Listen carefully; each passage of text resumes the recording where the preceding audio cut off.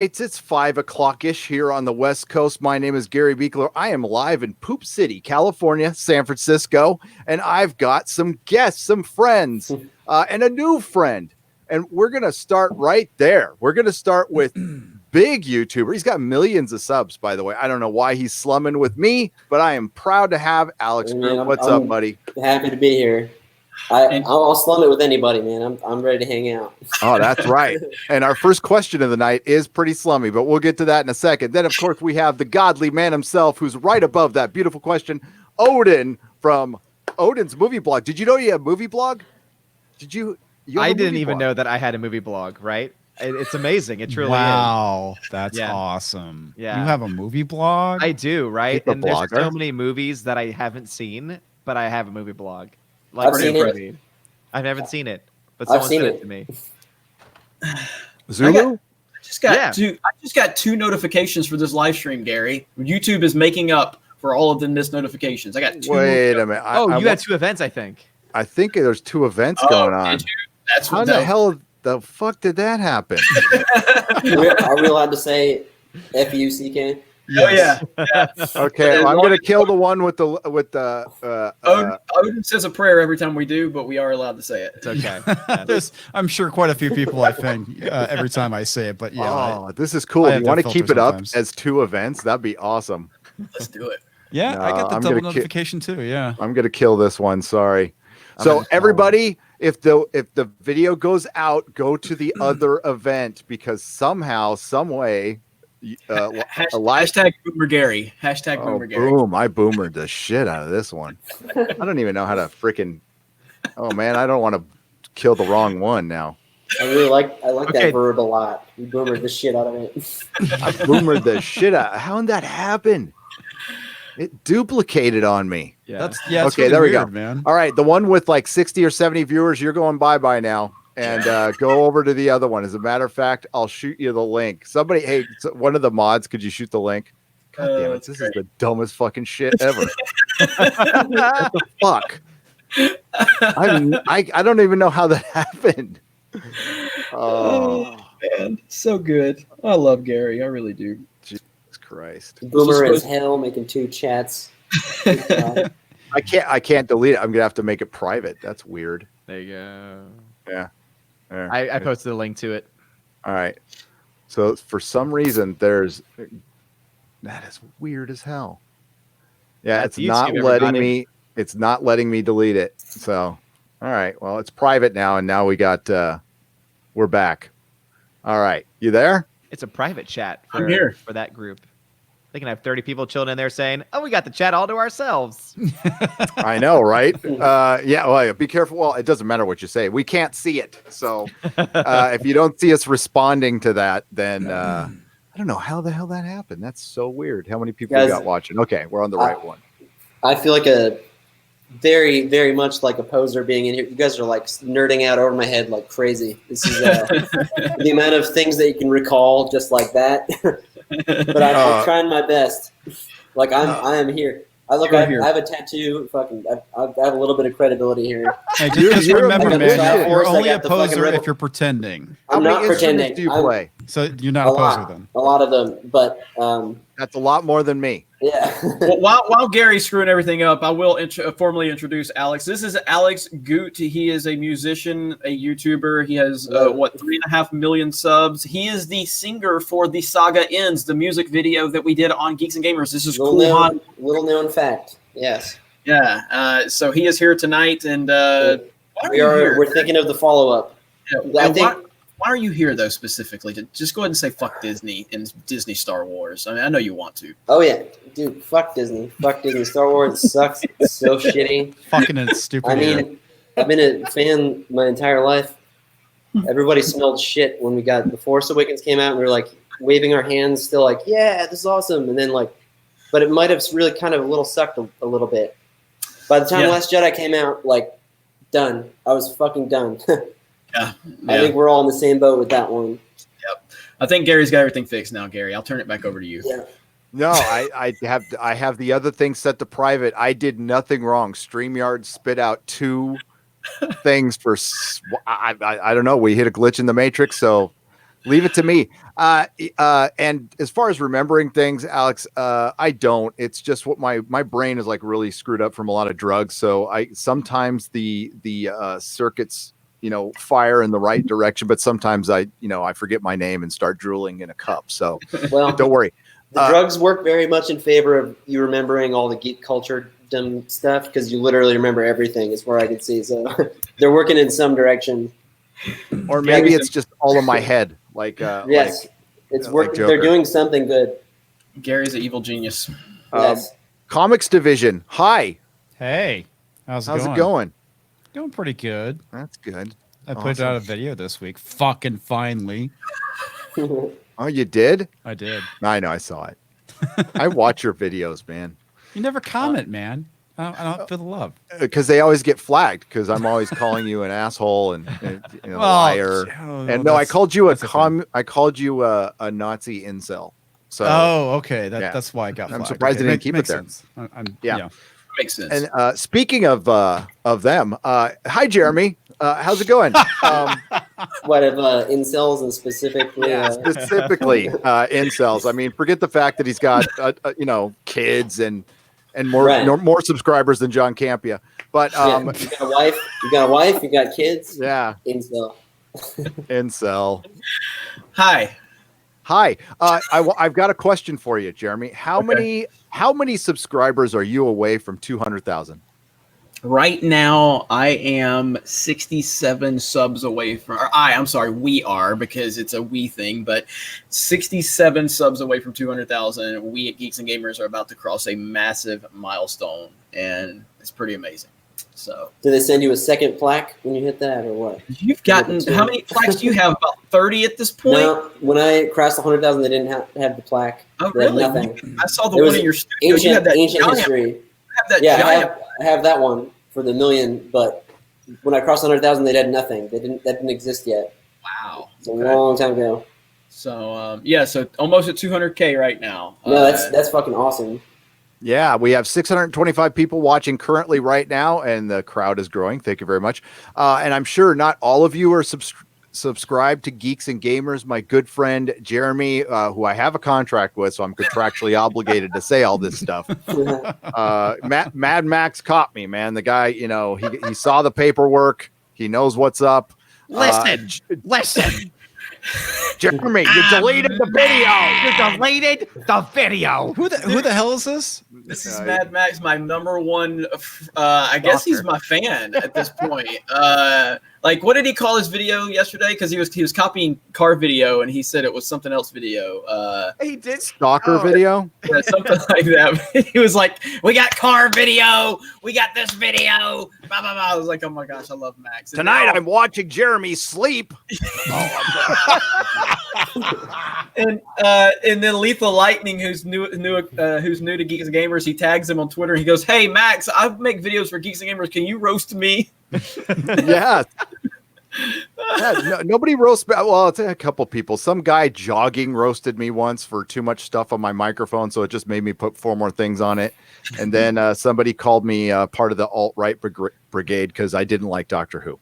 That was it. So there's a lot of you out there who are not subscribed to Geeks and Gamers. If you could, 67 away. It's just a couple of clicks, and you can help the man achieve a dream, and then achieve more success that they deserved, that they have earned. Geeks and Gamers has been an inspiration for me. It's a fun channel. It's funny. Most importantly, it's funny.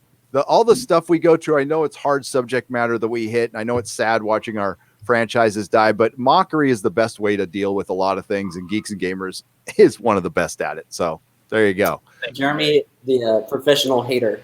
He's well, and he's a hater plus. He's got some more things to offer. But I think a lot of what brought me into your channel, just as a total fan and viewer, was like, man, someone's got to speak out about how shitty this movie is, and you were like one of the only ones doing it. So I was all about it. I instantly subscribed. I remember when I got an email from Alex. And I didn't know who Alex was. And, I looked and I'm like, he's got 3.5 million subs. Why the fuck are you messaging me? And you know, time to speak up. Yeah. And that said, I said, dude, why don't you just make a video on your channel? He goes, nobody wants to hear me do anything but sing. All they're gonna do is tell me shut the fuck up and sing. My audience is all pop music covers. It's not. They don't want to hear a Star Wars parody ever. They don't want that. So yeah, man, it's been a wild ride, and we're just getting started. So yeah, absolutely. Got to think about that follow-up music video of some kind.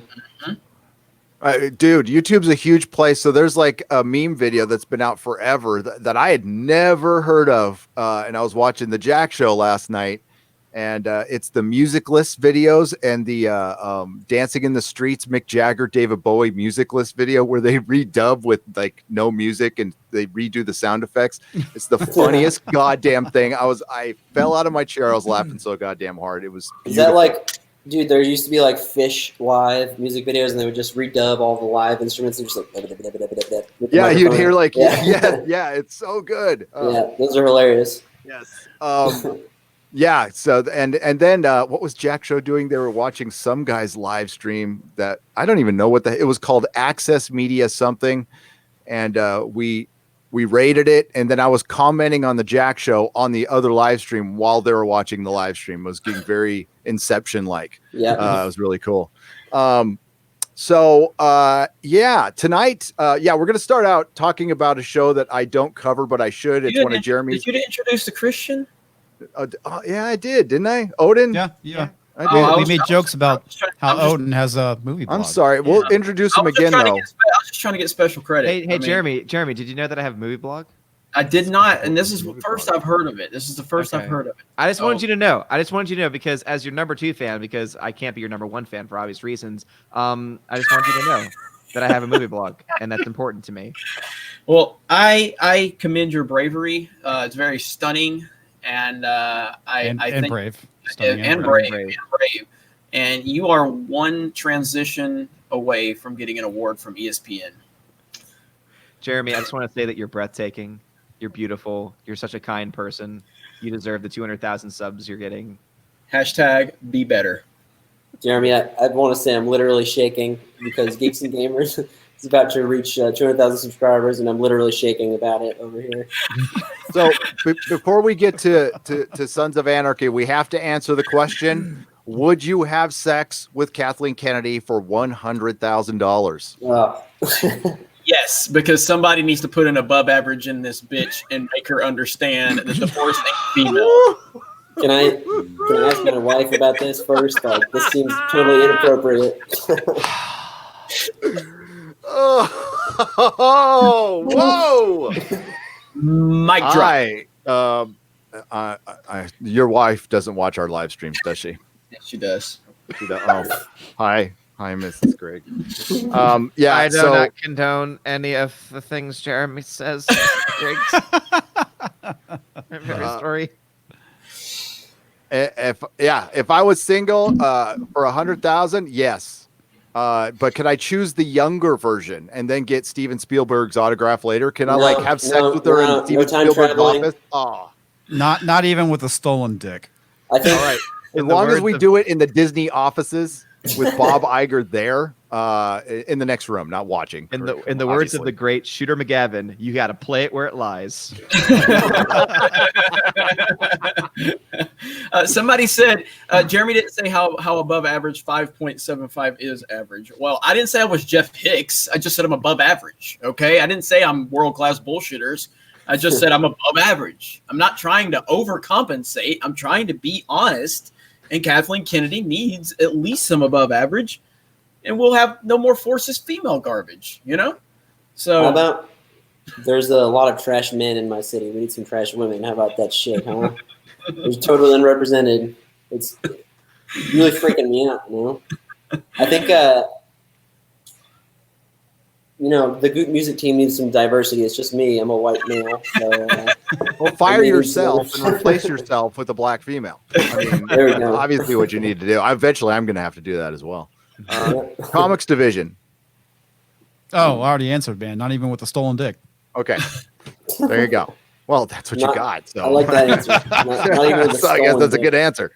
Hey, if anybody's looking, because if you're looking for links, mods, if you're looking for links for Alex's channel, it's Goot Music, Goot Music. So you can drop that. He needs all the help he can get. I do.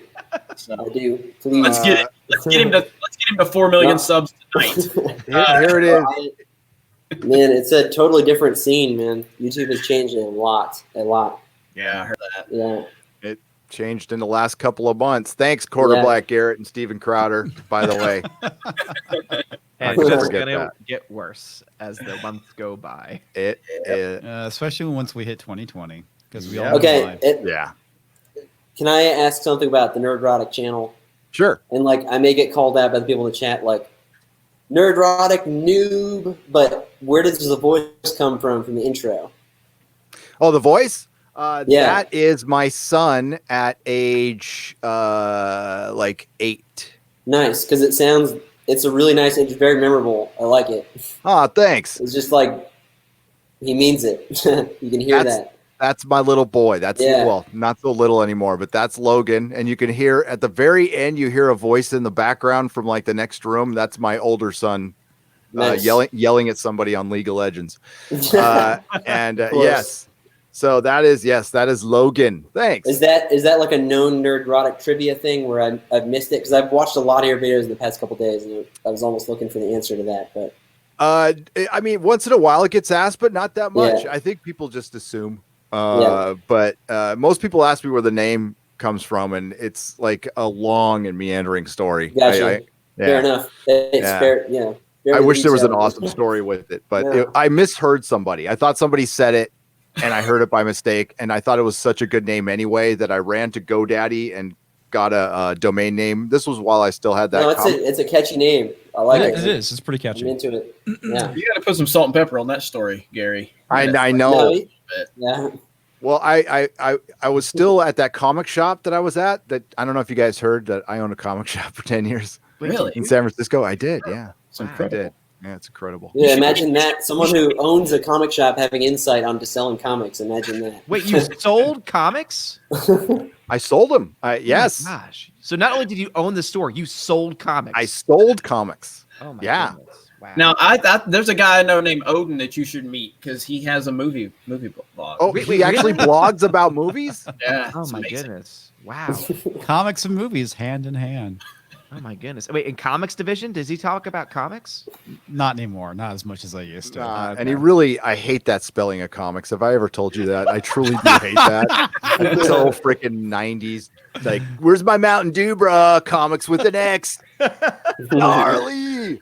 There was I'll a be game honest called- with you. I only did that because of Comixology. Yeah. No, there was a game called Comic Zone with an X in it, like that.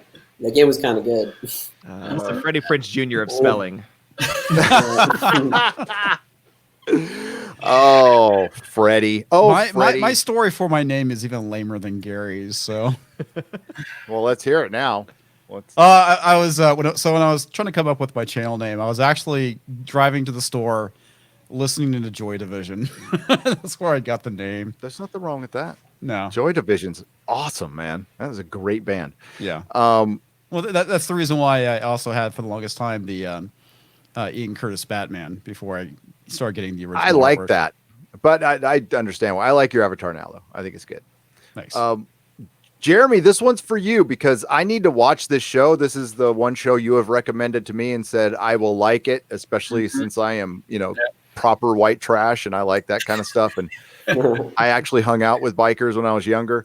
So Kurt Sutter reveals backstory of his firing for Mayans MC. Clearly, I ruffled a few mouse ears.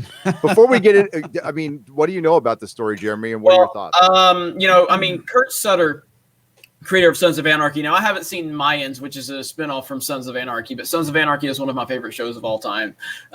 Kurt Sutter he's a badass dude, and he's not there to coddle you. He's not there to he's not there to worry about your feelings. He's a straightforward dude, man. And so he basically got fired for being a dick. which is amazing in 2019 that you can be fired for being mean.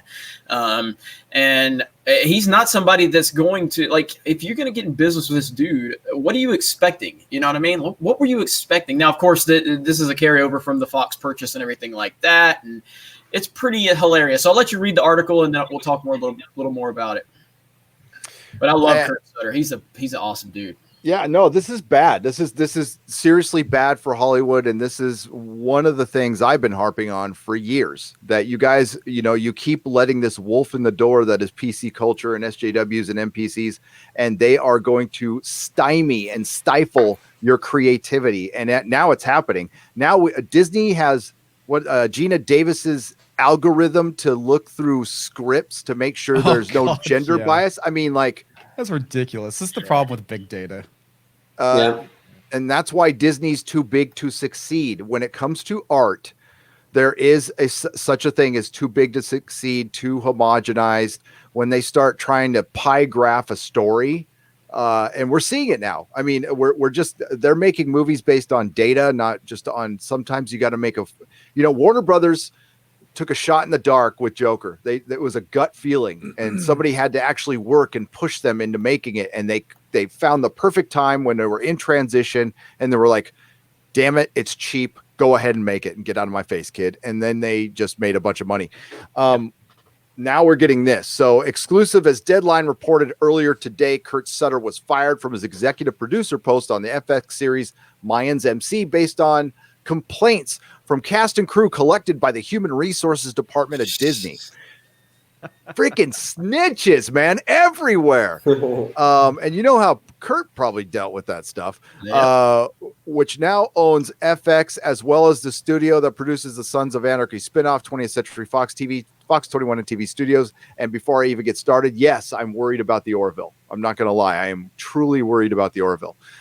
In a letter Sutter sent today to his inside circle, which was obtained by Deadline, he details the events that led to his dismissal, admitting that detaching myself so much this season was a mistake. Sutter also reveals his struggle with the Disney culture that feels ultimately led to his firing. I felt creative scrutiny. I have felt creative scrutiny from Disney from day one, he writes.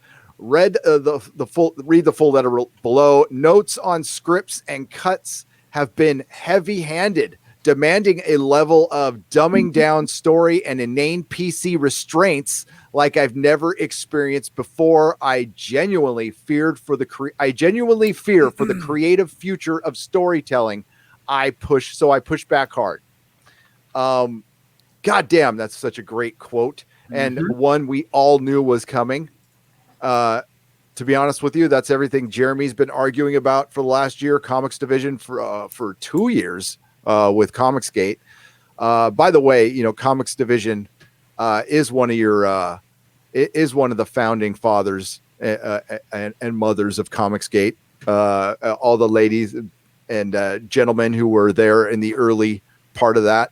Part of England Teen live streams and stuff. He also addresses being fired by the longtime executive collaborators, Disney TV Studios chairman Dana Walden and FX Networks chairman John, who had supported him for the past 18 years from The Shield through Sons of Anarchy. Shield was a great show, man. That was a great, great show. And it's Mayans MC spinoff and The Bastard Executioner. What pisses me off, what hurts the most, is that John and Dana sat across from me and cited a summary of slanted truth formulated by lawyers and clerks. He wrote, the truth is the suits wanted me gone. I stepped on toes. I bruised egos. And in this Disney regime, that is the second time I have heard that. And from now on, I am now calling Disney a regime. That totally makes sense. Yes, it is a regime. It is not a company. It's its own goddamn country. And that's why this video or this live stream is called Chinese Disney Star Wars. I'm dangerous to the wholesome brand. It's not so wholesome anymore, by the way, buddy. And clearly not worth the trouble. So 18 years of friendship, loyalty, and producing quality television was flushed down the drain. They threw me under the fucking bus. Here is Sutter's letter. The big picture, if anyone cares for taking a look. Let me begin by saying I know who I am. I know the impact of my process. I'm intense and passionate. I take what I do very seriously. That's what having vision manifests. And if you fuck with that vision, I'm gonna push back. When I'm right, I let the work speak for itself. When I'm wrong, I own it, make amends, and fix it. I pride myself on having a supportive and empowering set. I try to acknowledge all the hard work everyone does. I'm clear that it's a collaborative effort, and I try to pass the philosophy down to my writers and producers so they do the same. Disney letting me go today was apparently based on data collected by HR and business affairs from writers, producers, cast, and crew. They claim the intel suggests that I created a climate of hostility, favoritism, and enabling a set where no one's left safe or unappreciated. Oh my fucking! Oh my God, my safe. Safe? My God, what is? I don't feel safe on this set. Wow. Oh, you know, it's the fucking, you know what? And we all know what the truth is. The truth is people aren't really that sensitive, but people are really that manipulative. Yes, absolutely, absolutely. And I mean, this is what happens when you hire a bunch of sloppy vaginas to work for you. I mean, because that's the nobody normal talks like that. Nobody talks about the fact that there's a mean man on the set, and we don't feel. Jeremy, it was locker room talk. Locker room talk. I would love to meet the person who actually was quoted as saying they don't feel safe working around Kurt Sutter. I mean, seriously. What? Actually, you'd be the safest working around Kurt Sutter because he's probably the one guy who could kick somebody's ass in that town. Probably. I'm not saying it was all sunshine and roses, but I'm close to I'm close to most of those guys, and they love going to work. I'm also not sure how, having been on set maybe 3 times all season, I was able to singularly create that much damage. Man, it's words are hard sometimes. What I do own, what I see now in hindsight is that detaching myself so much this season was a mistake. I understand how it was perceived as me sticking my head in the sand and that people felt no one was steering the ship. But that wasn't a management error on my part. It was a creative decision to empower Elgin and the future of the show. The reason I decided to do it was because the network forced me to hire a directing EP to run the production end. So I did.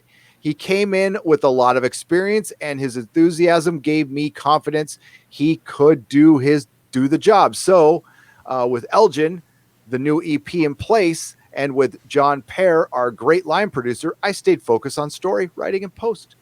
Never did I think the ship was off course until after mid-season. Then I suddenly was bombarded with unfavorable reports about the tension on set. I am not going to mention names, but I don't want to point fingers. So yes, there were complaints, and ultimately, whoever they are about lands on me to fix.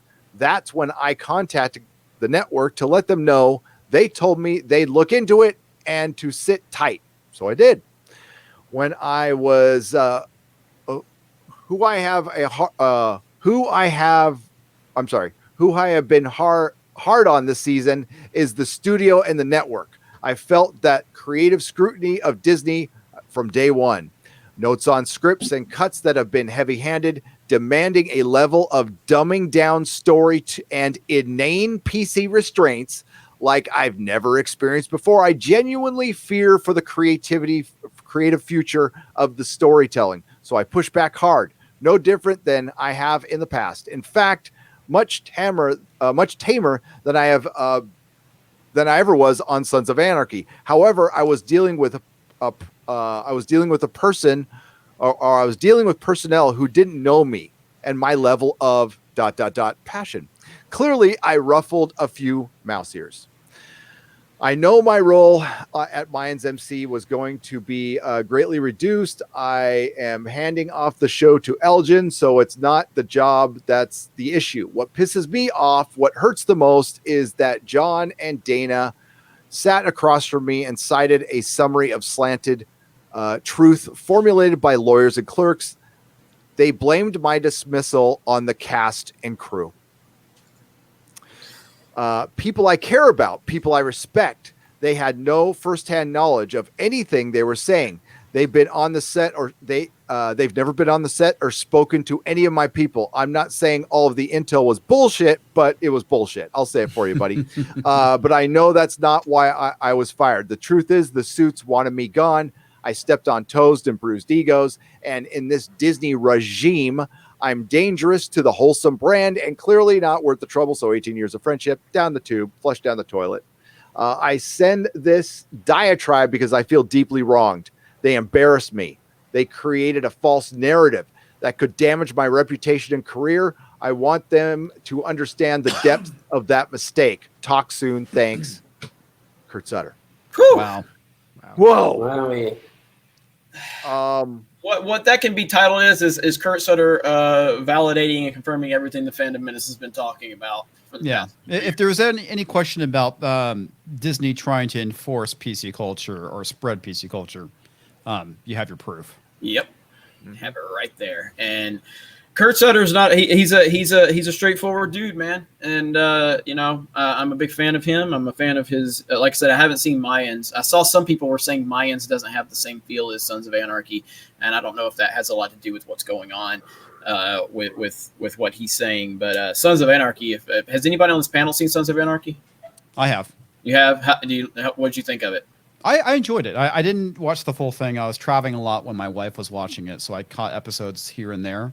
But I thought it was a really good show. Yeah, I love it. It's one of my all-time favorite shows, and it's brutal. And it's I can't even fathom the fact that Disney now owns Sons of Anarchy. I can't even believe that. That's cringe to think about. But yeah, that's pretty damning evidence right there. I'm gonna have to do a video on this topic. Mm-hmm. Yeah, this is the Chappelle effect. Unfortunately, it hit Kurt Sutter the wrong way, but him coming out and saying this, Chappelle effect. Yep. I'm not saying it's all Chappelle, but you're going to see more and more actors and actresses feeling more free to say stuff without. He's got nothing to lose at this point, but you're going to start seeing people who are currently employed start saying stuff too when they lose that fear. When they start losing that fear, and that's what's ruling this right now. That's what's ruling the PC culture. That's why they're the wrong side. They rule through fear, tyranny. Mm-hmm. That's all Hollywood knows, by the way. That's why, there's been videos made about this subject. This is why a lot of people from Hollywood really identify with dictators and stuff like that. Those are those kind of people, and that's how they run. Kurt was probably a little dictator on the set, but that's honestly how that shit runs. James Cameron's famously the same way. He's probably mellowed out now, but this is how these things are run. And this guy is doing a biker show. He's not doing Glee. I don't know, but maybe Kurt Sutter has some background with that stuff. Maybe he's had previous experience like some other writers have, and maybe he's from that world. I have no idea who the guy was, but now he's my freaking hero, and I'm going to binge watch Sons of Anarchy for this. And sorry it took me so damn so long. You're gonna love it. You're gonna love it. It's you're gonna watch this. You're gonna be like, "There's no way this could exist today," and it only ended a few years ago. But that just shows you how much this nonsense has infected the entertainment industry, and it can go away just as quickly, and it will go away just as quickly once it starts collapsing and they stop making money and their profits start going down. Oddly enough, it ended right before PC culture really started taking root. Mm-hmm. It really started creeping up around 2012, but it wasn't it didn't become mainstream yet. Yeah. And probably around the end of 2014, 2015, I think really when things started happening. like the year 2012 was the first time I heard the word microaggression. I'm like, what the fuck is that? What is Well, microaggression? it's really interesting because it kind of correlates to all these digital outlets that start popping up and starting getting really big. So it was kind of like a gradual thing, but it was a lot of the digital outlets that really started pushing all this crap like Vox and Vice and a few others. At first, I thought it was a joke, but then it started popping up so often. I'm like, oh shit, I better not make any microaggressions. Yeah. All right. Well, and I Zip the want to lips say like shut. really was like the turning point where all this started was Occupy Wall Street. Yeah, that's a big milestone for sure. Yeah, what's interesting too is that it really did affect people my age, right, in the 30s, 40s, that really started to buy into all of this, PC nonsense, right?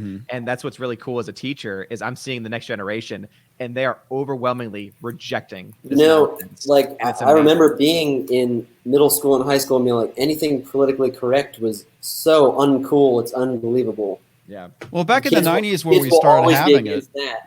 it was a joke. It was made fun of. We got movies like PCU making fun of PC culture. Yeah. Even Saturday Night Live, they totally made fun of PC culture back in the 90s. Now they're fucking embracing it. Yep. I can dedicate an entire channel on Logan's school curriculum. Like I just got a message today where they're pretty much doing a parent teacher meeting for everybody except for white people. Are you fucking serious? I am dead serious. Oh, wow. How could they not see that as racist, man? Yeah. That's the thing that's so hilarious about that. Well, when has excluding white people ever been racist? Come on.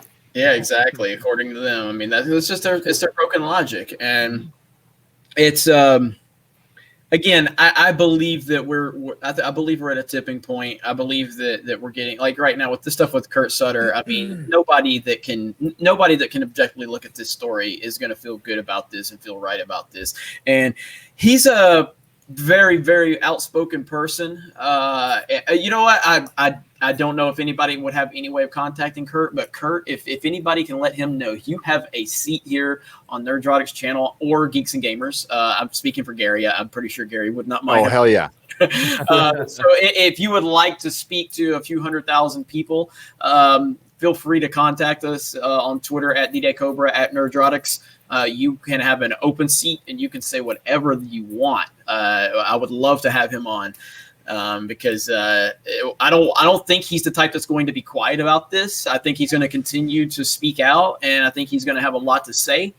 And I can get you the rounds on a lot of different YouTube channels that get a lot of reach. So feel free to contact any of us, and we will get you on, my friend. So we'll treat you with respect. And to echo what Jeremy said, you can say whatever the hell you want. And this poor guy, his career's in jeopardy now because Disney owns so much stuff. And honestly, he's probably gonna get blacklisted. Dude, Fox was good. Okay. I mean, Fox, a lot of people question, but creatively, they made some good shit in the last few years. They're one of the ones who, sometimes they pull the plug on it a little too soon. But honestly, Legion was a really bizarre and cool show. Taboo, we got one season, but that was unbelievable television. That was probably the best single season of television ever. Tom Hardy, if you haven't seen it yet, it's by the guy who did Peaky Blinders. It's freaking amazing. Fox has done some good stuff. The Orville, they gave us the Orville. And yeah, things are a-changing and not for the better. And you see Disney lets people run autonomously for a little while, but not forever. And we're seeing that. We're going to talk about it in a little bit with Kevin Feige and his move to Marvel and what that means for Marvel Comics, which, spoilers, it means it's over as we know it within a few years. But this is a big moment. And, I didn't even realize it until yesterday when I first saw this article. I probably should have made a video on it. This is huge that somebody came out and said this. It's refreshing. It sucks that he got fired though. And I've been there. I like after you either I quit a job in rage, but I mean, it's the same thing, and that, just being being hurt, being pissed, being lied to, and that fucked around in that corporate culture, and Disney destroying creativity right before our eyes. Yeah, it's everything we've been talking about with Star Wars. You've been talking about with Star Trek, Doctor Who. We're seeing it in the video game industry. We're seeing it all across the board, where it's just this pandering to a bunch of people that don't give a shit about any of this stuff. You know, like, who's gonna watch the Mayans that you're trying to pander to with PC storytelling? You know what I mean? Like, I almost feel like Rian Johnson could have made a good movie completely on his own, and everything got decided on with a committee where they made absolutely god-awful decisions everywhere they could because they were decided together. So he couldn't. I mean, I may be totally alone in this. I thought Looper was an okay movie. I liked it. I liked Looper. It wasn't a bad movie. Like, I don't know. I couldn't believe my eyes when I saw the movie. I'm like, how? How did you do this? How? This is just... It was obviously written by committee. My previous co-host and I would go back and forth on the story group, and he's like, they don't have a story group. Rian Johnson said it says it's written by Rian Johnson, but no, this story group was planning everything out, and they would, they would give the overarching story for everything.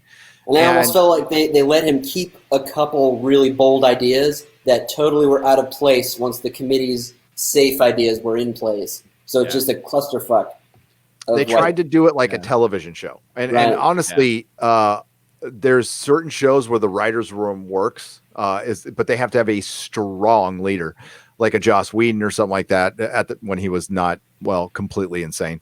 But I was about to say, I'm glad he's off the reservation now. I was never a fan of Joss Whedon. Everyone like his really writing. likes Buffy. I couldn't stand his TV shows. Oh, Buffy's fantastic. Firefly. I like Firefly. I feel it was definitely one of his better series, but I think he's a much better filmmaker than he is running a show, because Serenity was way better than Firefly. Somebody, and I know you're going to get super chats, but this is a perfect one. FX firing Kurt Sutter is like AMC firing Vince Gilligan for Better Call Saul. 100%. Yeah.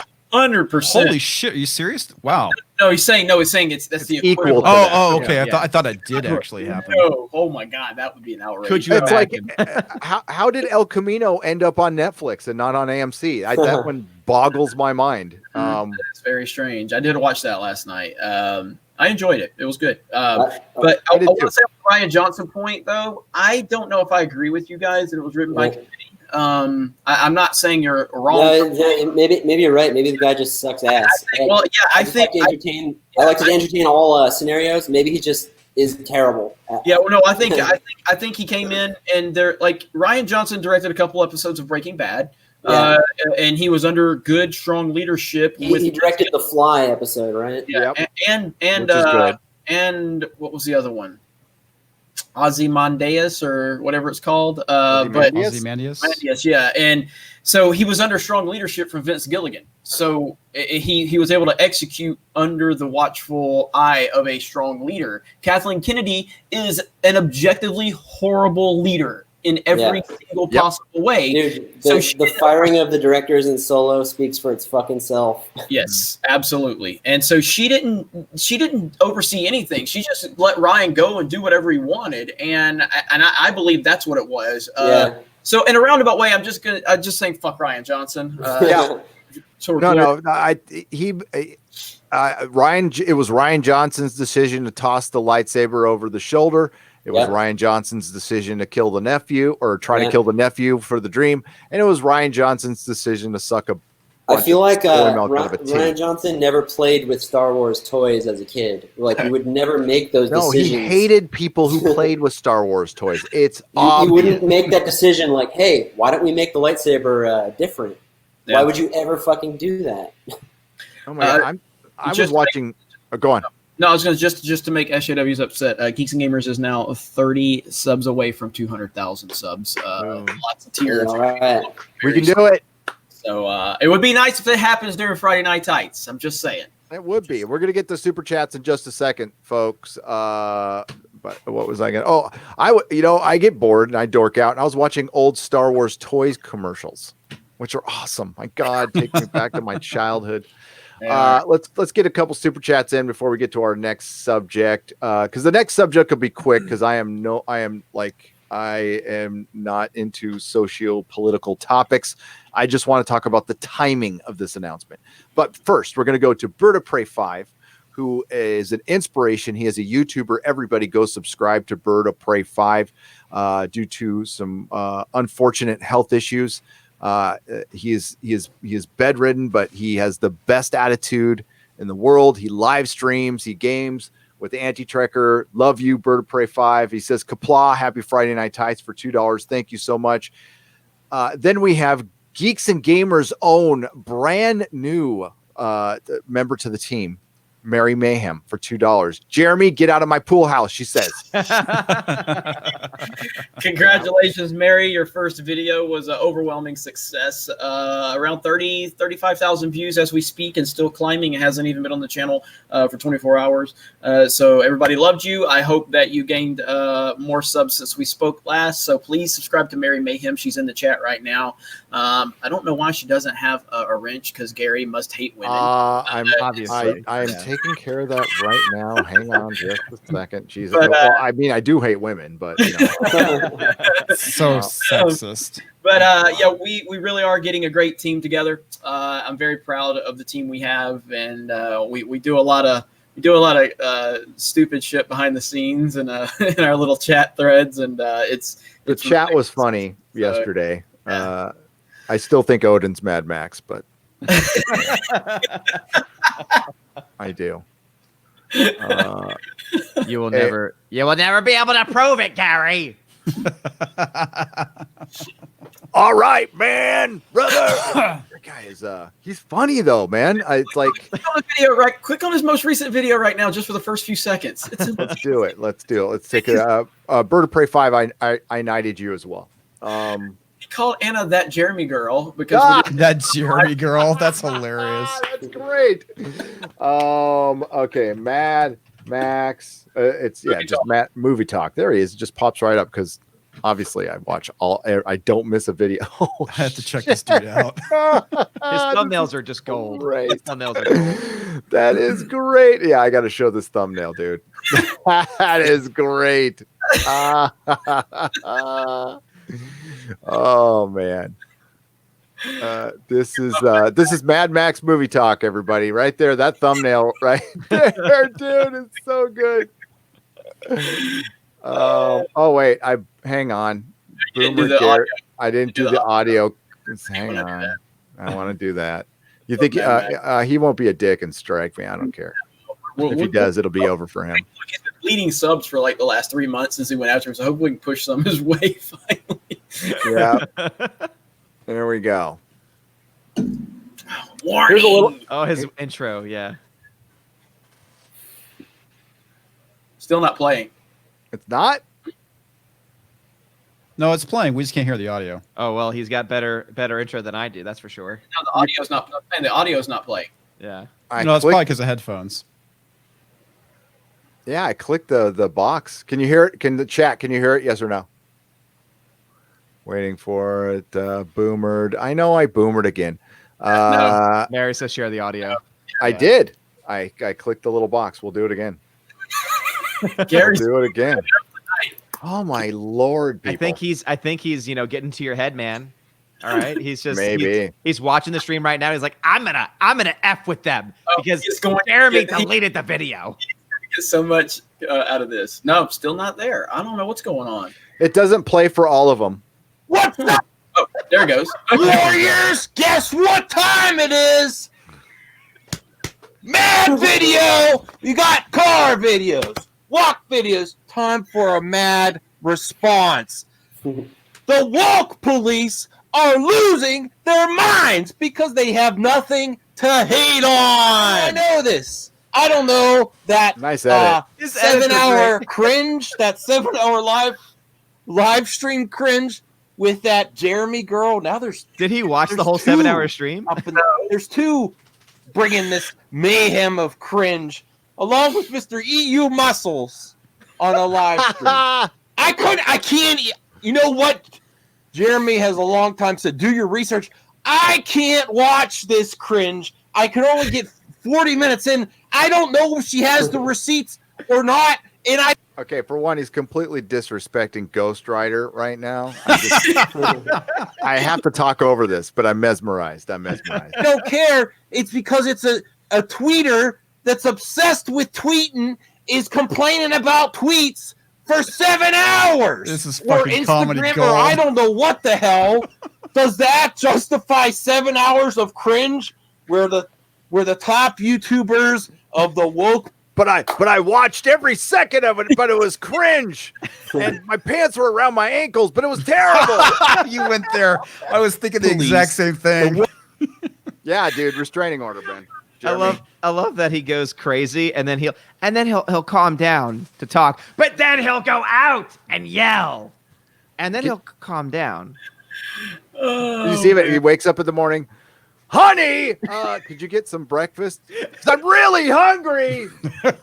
And would like some eggs. All join in to stand by the not that innocent tweeter. And I have a heart that made this video happen. I wasn't going to comment on just the live cringe, which I think my man B-Level, I can't wait to see his live stream. I might be out of town. So I would hop on if I'm not out of town, but I think I'll be out of town then.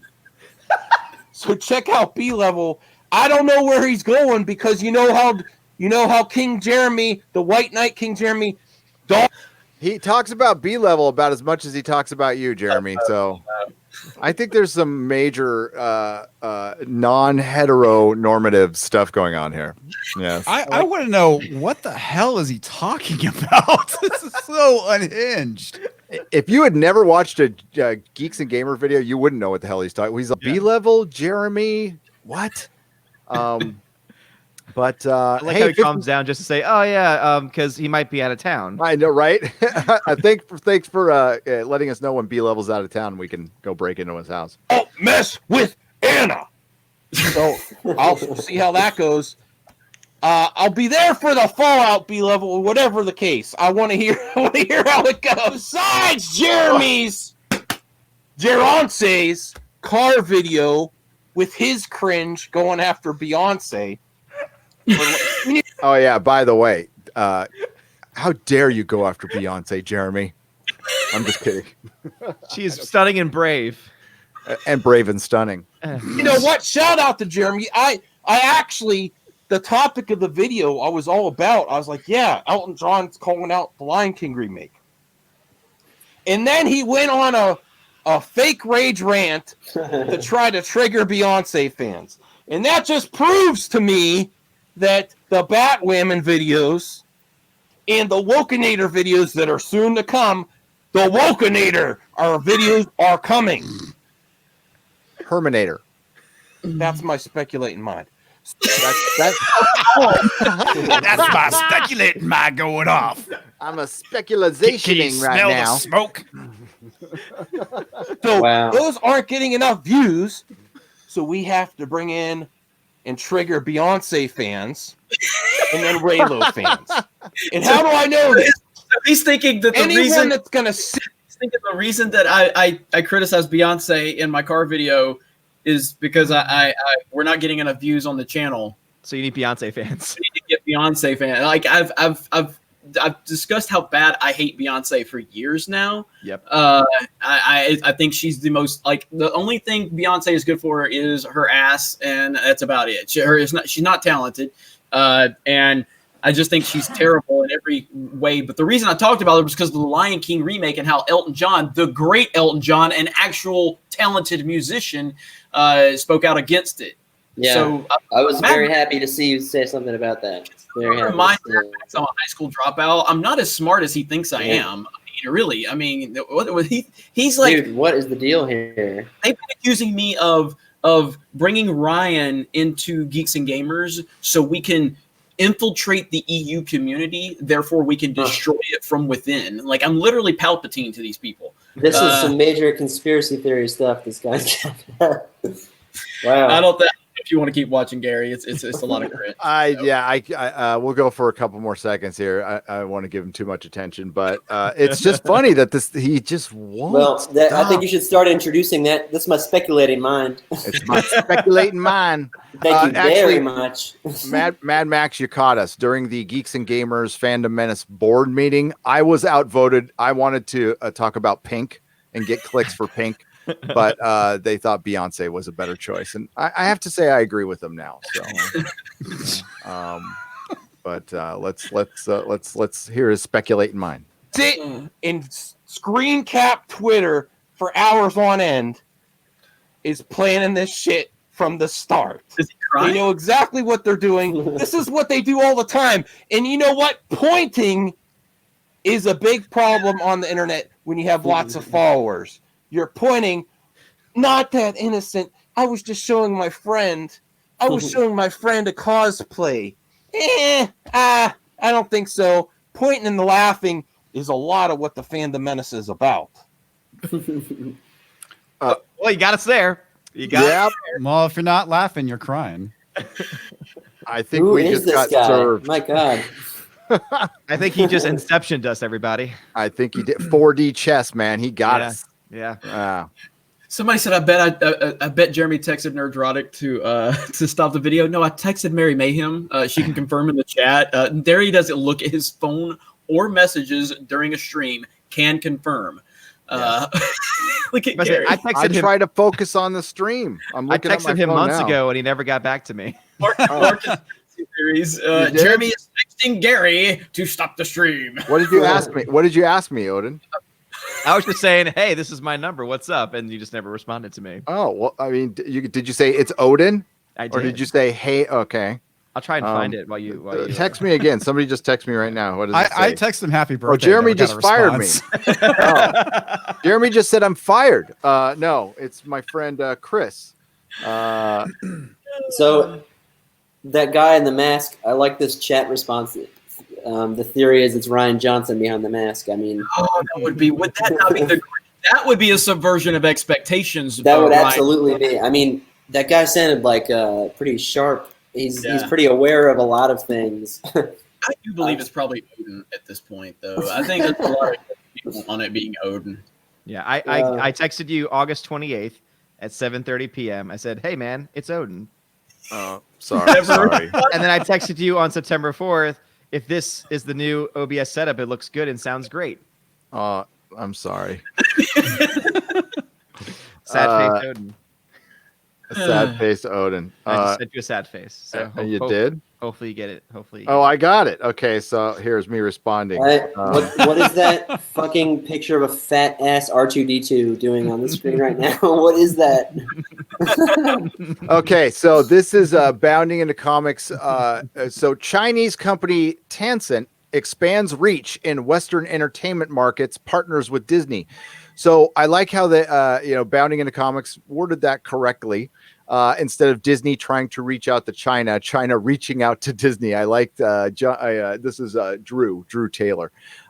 So it's not much about this. They're going to try to. There's a bunch of books that have already been written. They're going to try to maybe do some manga. I'm not sure, but they're reaching out to China because they have no reach there at all. But the timing of this announcement I find very interesting on the heels of the whole Blizzard kerfuffle. Now, my Blizzard days are far behind me. I used to love Diablo, Battle.net, spent hours on Battle.net for Diablo 1 and Diablo 2. And recently during a live stream, one of the winners of a contest announced his support for Hong Kong. Yeah, that was now Blitz people Chung. are calling me. And who was it again? I'm sorry. Blitz Chung.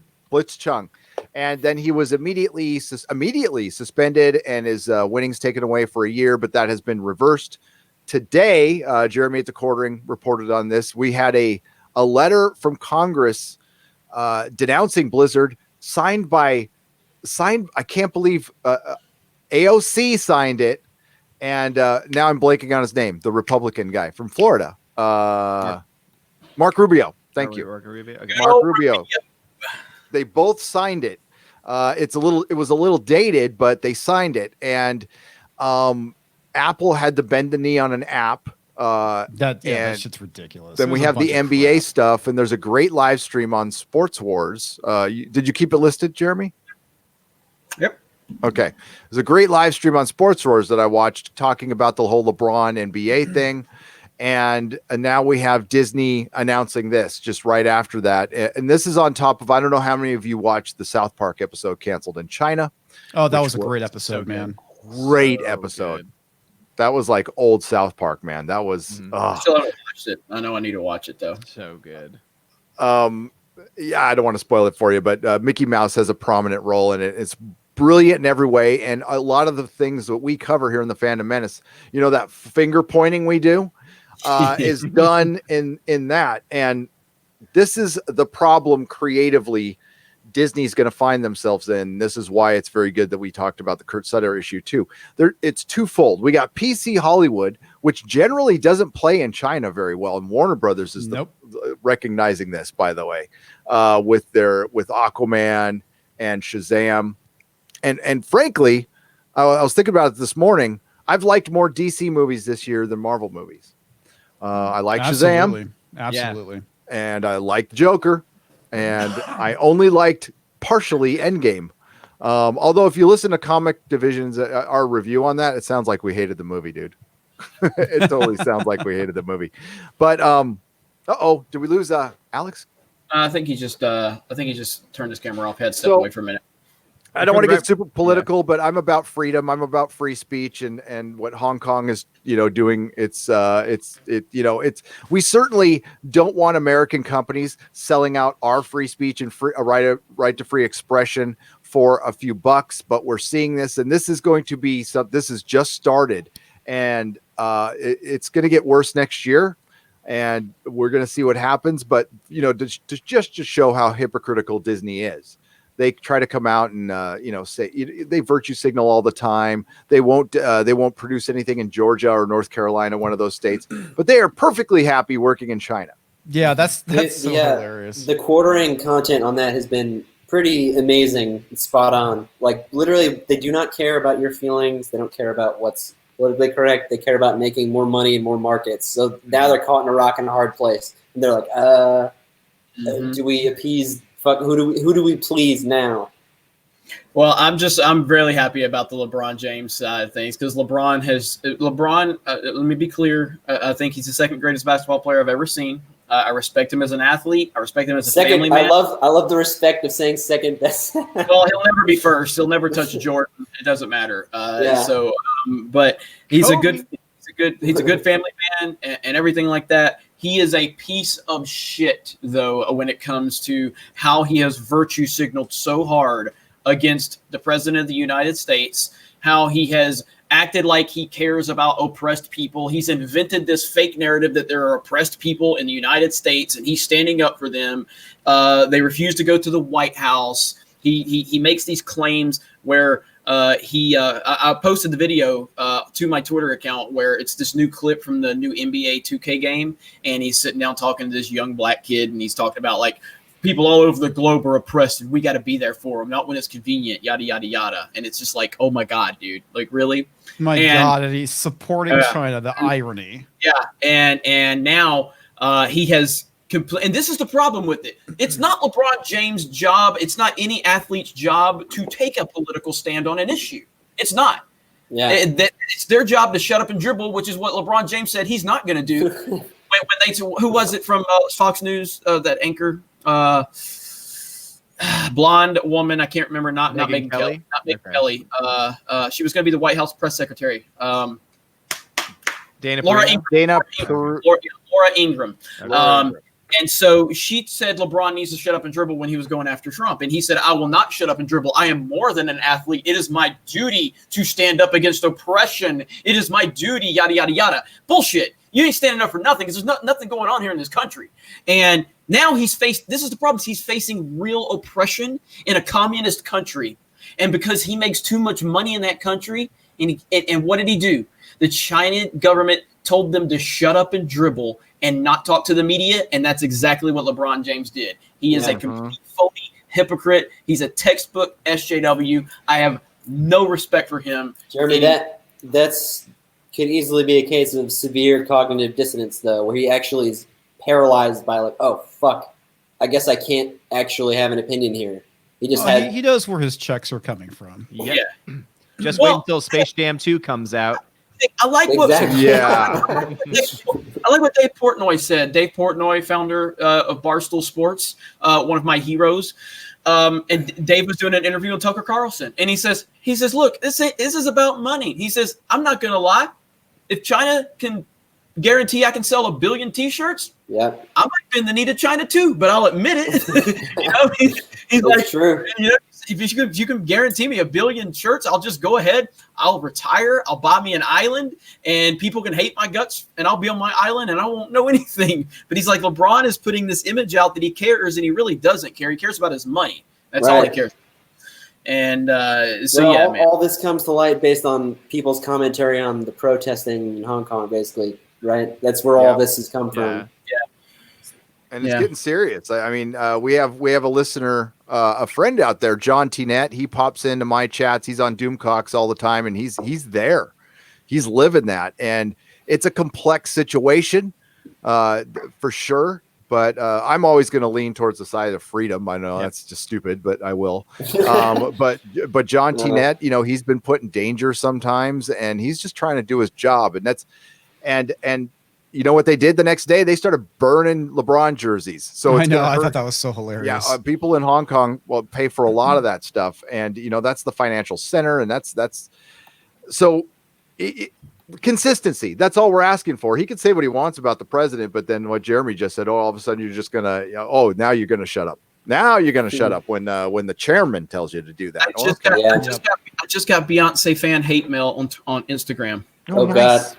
First of all, Beyonce is a legend. You mad because you don't got as much money as her. Don't ever disrespect her again. You a bitch. You racist ass bastard. Crackers these days. What if I said that about a white person? You just did. No one would give a shit. No one would care. Beyonce's overrated. Cracker.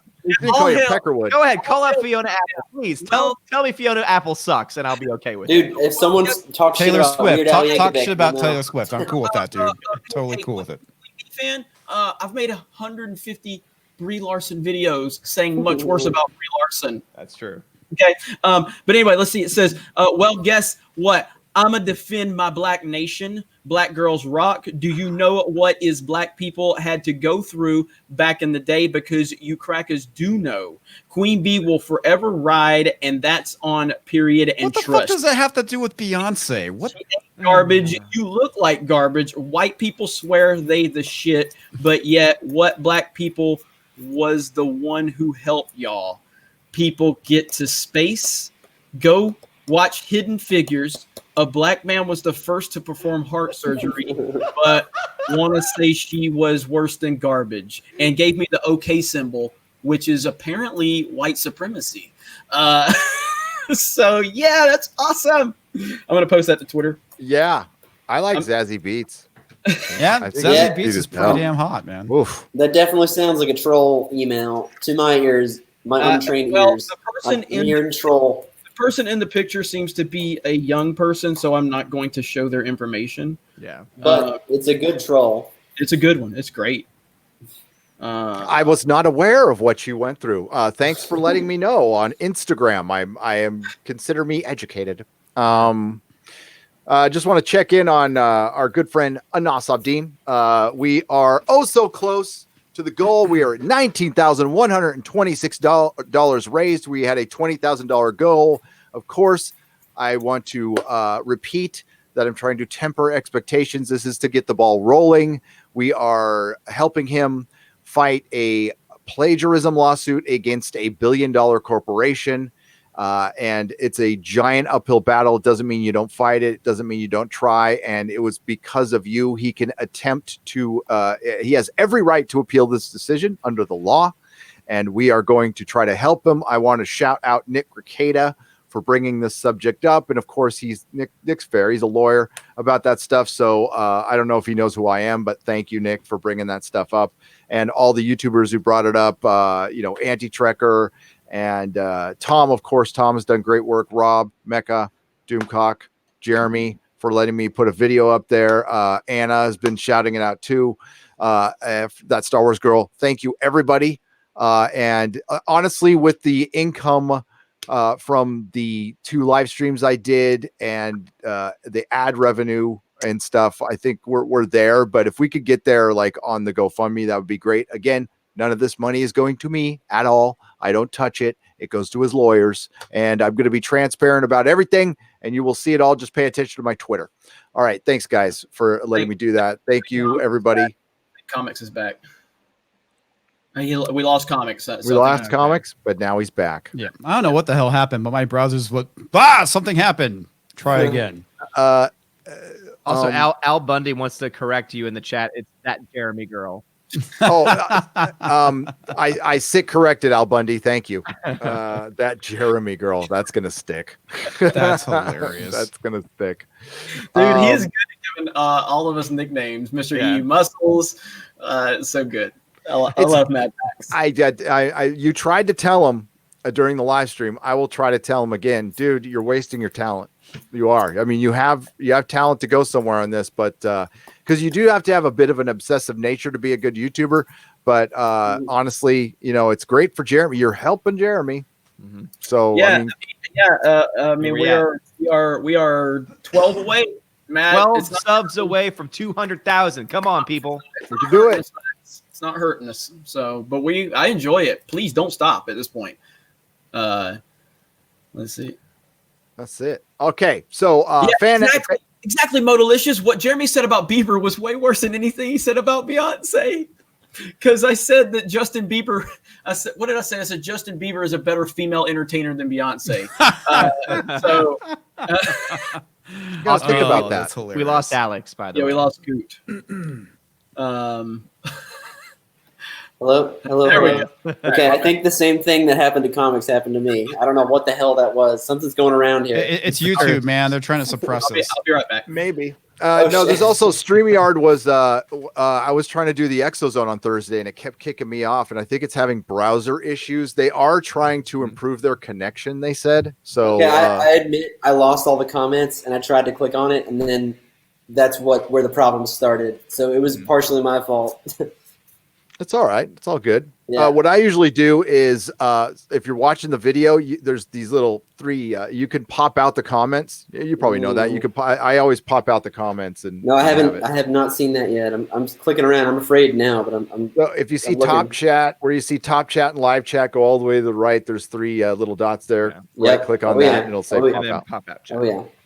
All righty, let's get some super chats till Jeremy comes back. That Jeremy girl, that Jeremy guy, that Jeremy. That sounds like a sitcom. That Jeremy girl. I like that. Yeah. There's one thing that really quickly just occurred to me since we're rolling off the whole China thing.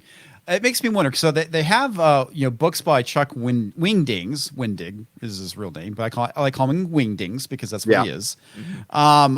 All this stuff has SJW content in it, like, gay relationships and stuff like that, because he's really big on pushing stuff like that. So it makes me wonder, are they going to go and censor these books when they go and release them in China, which they probably will. They absolutely will. And I think we should keep an eye on that. And if we have any listeners in Hong Kong, John T-Net, if you can get some of those books, I'll give you the cheddar. And if we can compare them and see the edits, that would be brilliant. If we can get calling out Disney for pushing social agendas here, but censoring themselves for the Chinese money, that would be a huge story. Well, they've already done that, haven't they? For the life of me, I can't remember, but I want to say they censored a lesbian relationship.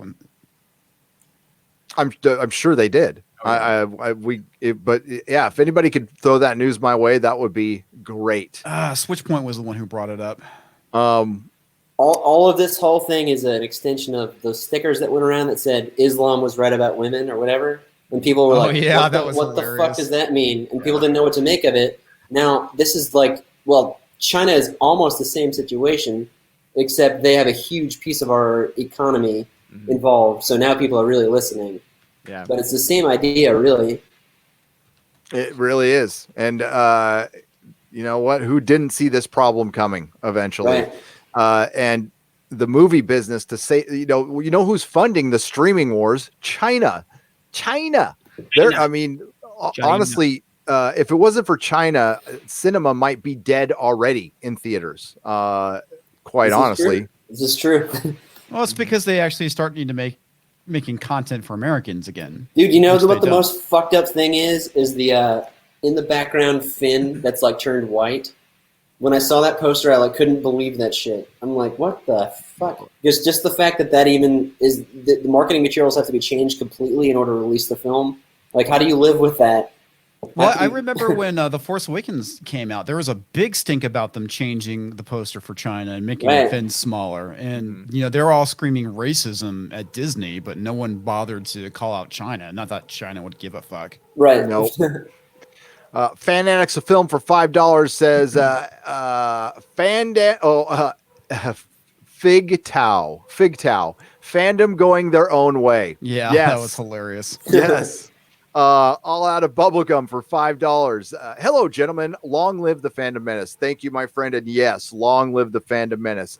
I mentioned in my last video, I know I haven't done a ton of videos, but they're coming. I got to pick my battles here. It's been kind of slow, to be honest with you. But as far as the Fandom Menace, this will be the final battle for Star Wars, in my opinion. Come what may. Hang on, Gary. I got to stop you. Christie's message deleted by the Google moderator team. Yeah, that's happened before too on one of my streams where one of her comments was deleted by. Just a hair and look at Christie's message deleted by the Google moderator team. I've never seen that before. I have. It happened to Christie once before. Christy, DM me what your message was. Yeah, please. Yeah, what the hell, guys? Wow, or gals. Sorry, Christy. Let me know what you said. And we'll see if I can say it out loud. But the Fandom Menace is always going to be around. They're fighting other battles besides Star Wars. There's a Star Trek wing. There's a Doctor Who wing. There's going to be a Watchmen wing starting this Sunday. It's not just Star Wars, but I think, Star Wars isn't moving forward anymore for the time being. It's going to be prequels or thousands of years in the past. And I don't know if the story is going to move forward anytime soon. So this is the final battle for Star Wars. And at least, if you have this fight, we change Disney's mind. They won't screw up like Knights of the Old Republic. Ultimately, though, dude, Lucas screwed up and there's no fixing it. There is no fixing it. She just posted a link to my channel. That's what got deleted. What? That's bull crap, dude. What the fuck? Hang on a second. Is it because I say YouTube sucks all the time? Are they salty about that? Because YouTube sucks. Wrong think detected. Comment deleted. That's crazy, dude. Yeah. What do you guys? Okay, if you're watching, what are you guys doing? Like that's lame. Odin is a high school teacher. He's a godly man, and there's his channel right there. Don't you be deleting that stuff. That's my channel. Wow. Maybe it was done by mistake. Yeah, that's what I'm thinking. But still, they're watching. It's got to be a bot. It's got to be, right? They aren't actually watching. If you are, don't forget to hit that like button.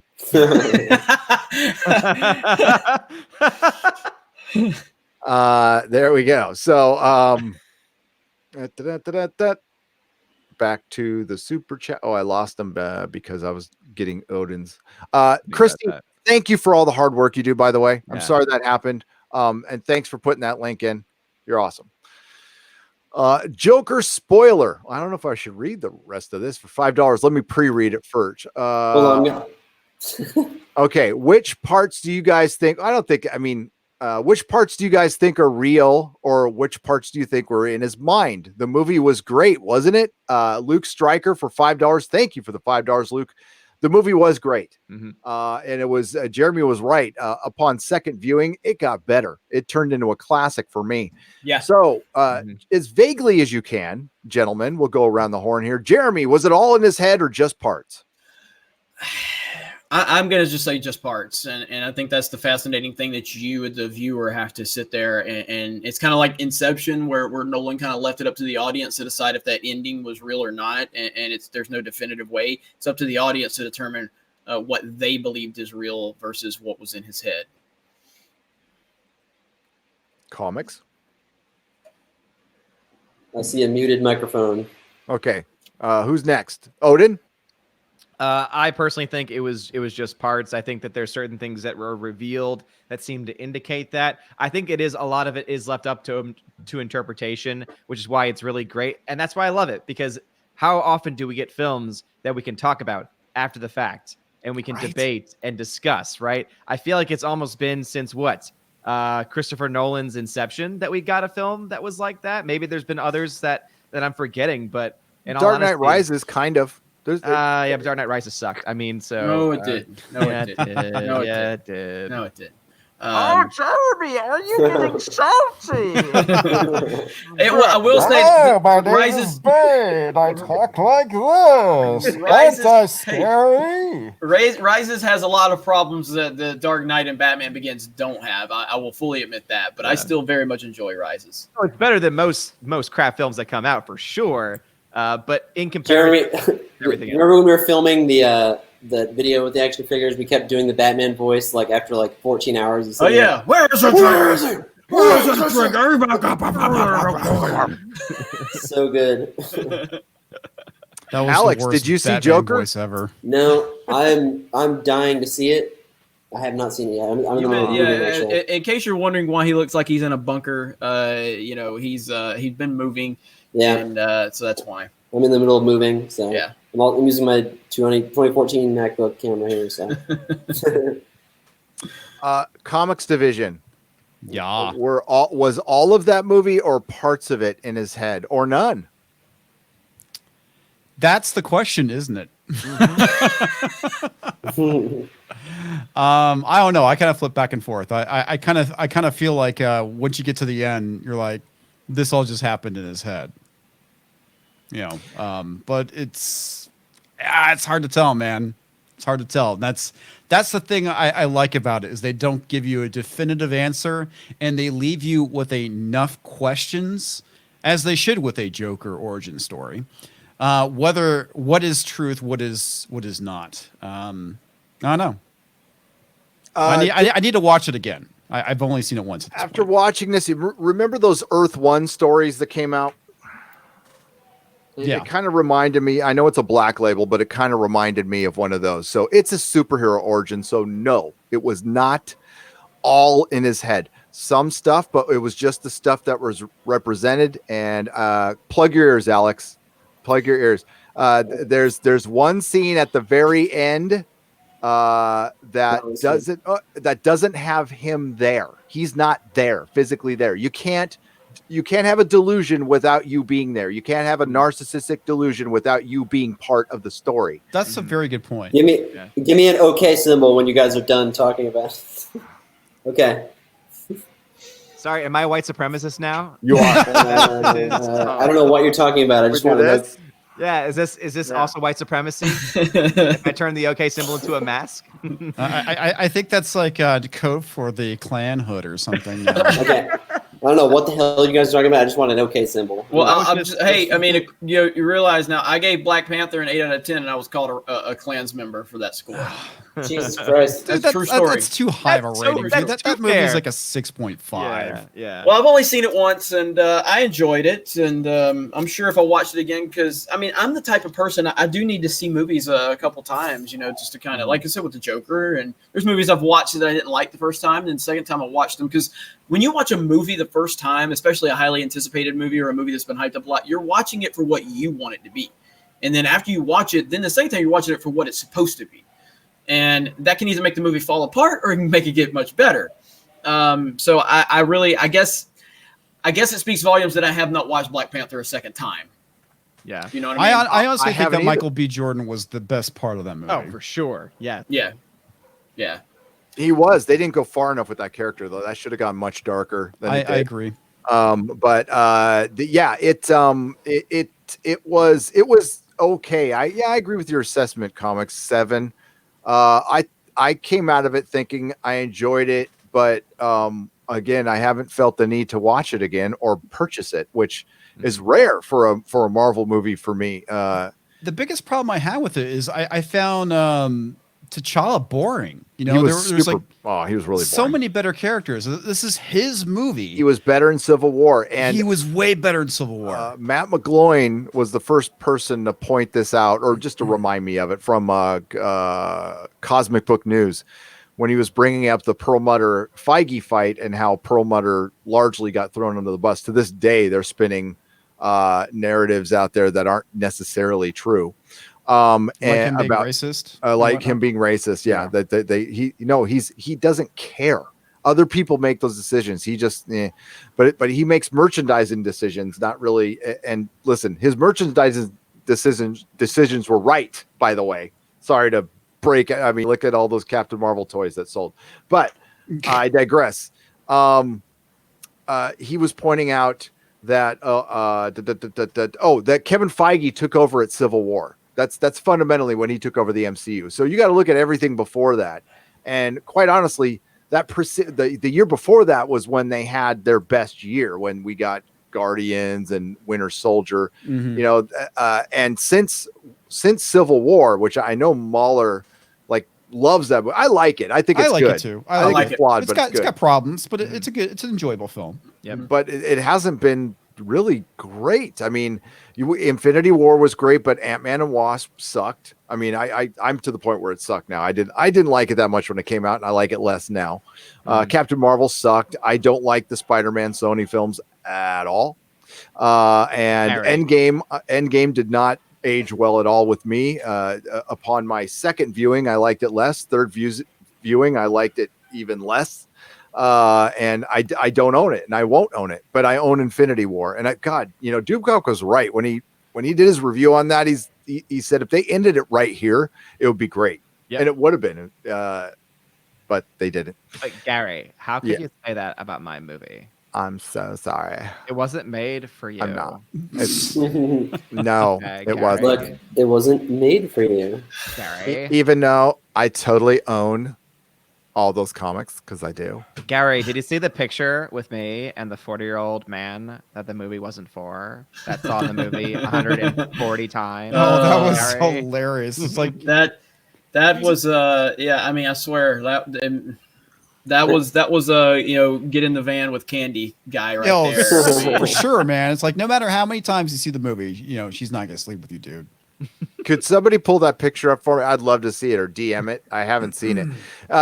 It reminds me of when Captain Marvel was at the screening and she went in front of all those Captain Marvel cosplayers, and all I thought about, it was the same thing with Doctor Who when Jodie Whittaker went to all the Jodie Whittaker cosplayers, and it was just this sea of blonde white women. And you're all diversity, yay! Hey, Gary, Huffington Post got called out for something like that. Look at all this diversity. It's like all these white women. I want to give Skyman Universe a shout out. He's in the chat right now. He literally looks like Thor. If you've ever, he literally looks like Thor. He's got a good Star Wars channel. So I haven't seen Fat Thor. No, it's badass Thor.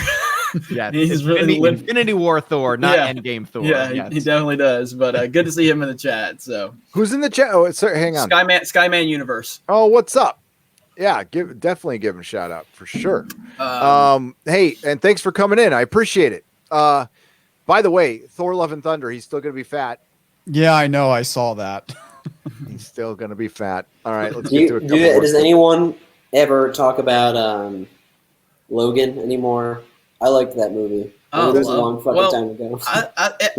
Was it a big miss with the fan? No, I think people love it, but for some reason they don't talk. Like everybody loves the movie, but it doesn't get talked about as highly as I believe it should. It's depressing as hell. That's why. It was very sad. Very sad. Yeah, my review was like that was probably one of the best superhero movies I'll never see again. You don't want to watch it again to go through that again. No, basically. no. Well, I mean, I'm sorry, spoilers, but like that's how the X-Men go. Professor X pretty much wipes them out. Yeah, dude, it's like the most heartbreaking thing ever, and it's great. But the fact that he keeps saying Sunseeker, like that stuff. I mean, that movie was legitimately sad. I agree. It's tough, but also one of the best superhero movies I'll never see again. Fan Addicts, by the way, the Atlantean for $10 gives us a fist pump, says, "Good evening, gentlemen. Good evening to you, and thank you for the $10 super chat. I greatly appreciate that." Fan Addicts of Film again. By the way, longtime backers of my channel, patrons, thank you so much. The narrative of incels is falling apart. We are people who will create our own stories for us and others to enjoy. For $5, yes, the incel thing was there. Jeremy and I were talking about this on a live stream. Remember, Jeremy, when we said, what's going to be their argument? They can't do Russian bots again. They can't call us istophobes. It was incels. It's incels. Yeah, that's going to be the big thing when, the Rising of Skywalker comes out. Oh, yeah. Yep. Jaeger Bombs asking me for $5. Heard about the rumors from Doomcock. Star Wars is going through 75% reshoot. While I take it with a grain of salt, how plausible is said rumor? Solo 2.0. I love my boy Doomcock. I'm gonna shoot it straight. I heard the same rumor and I didn't run with the video. And he did at least report it as rumor. Yeah. I and he even said it was potentially bait. And that's kind of how also I feel about the whole thing with Freddie Prinze Jr. I feel he's also bait. Mm-hmm. Oh, I agree with you on Freddie Prinze Jr. A little bit. I think the timing of that was the whole Anna Freddie Prinze Jr. thing. It just seems to me like it's about time to ramp stuff up. The trailer's about to come out. Now the trailer did get delayed, I heard. I thought it was supposed to drop Monday. So Doomcock is somebody, and I watched the video and he totally said it was a rumor and he said he's not sure if he believes it.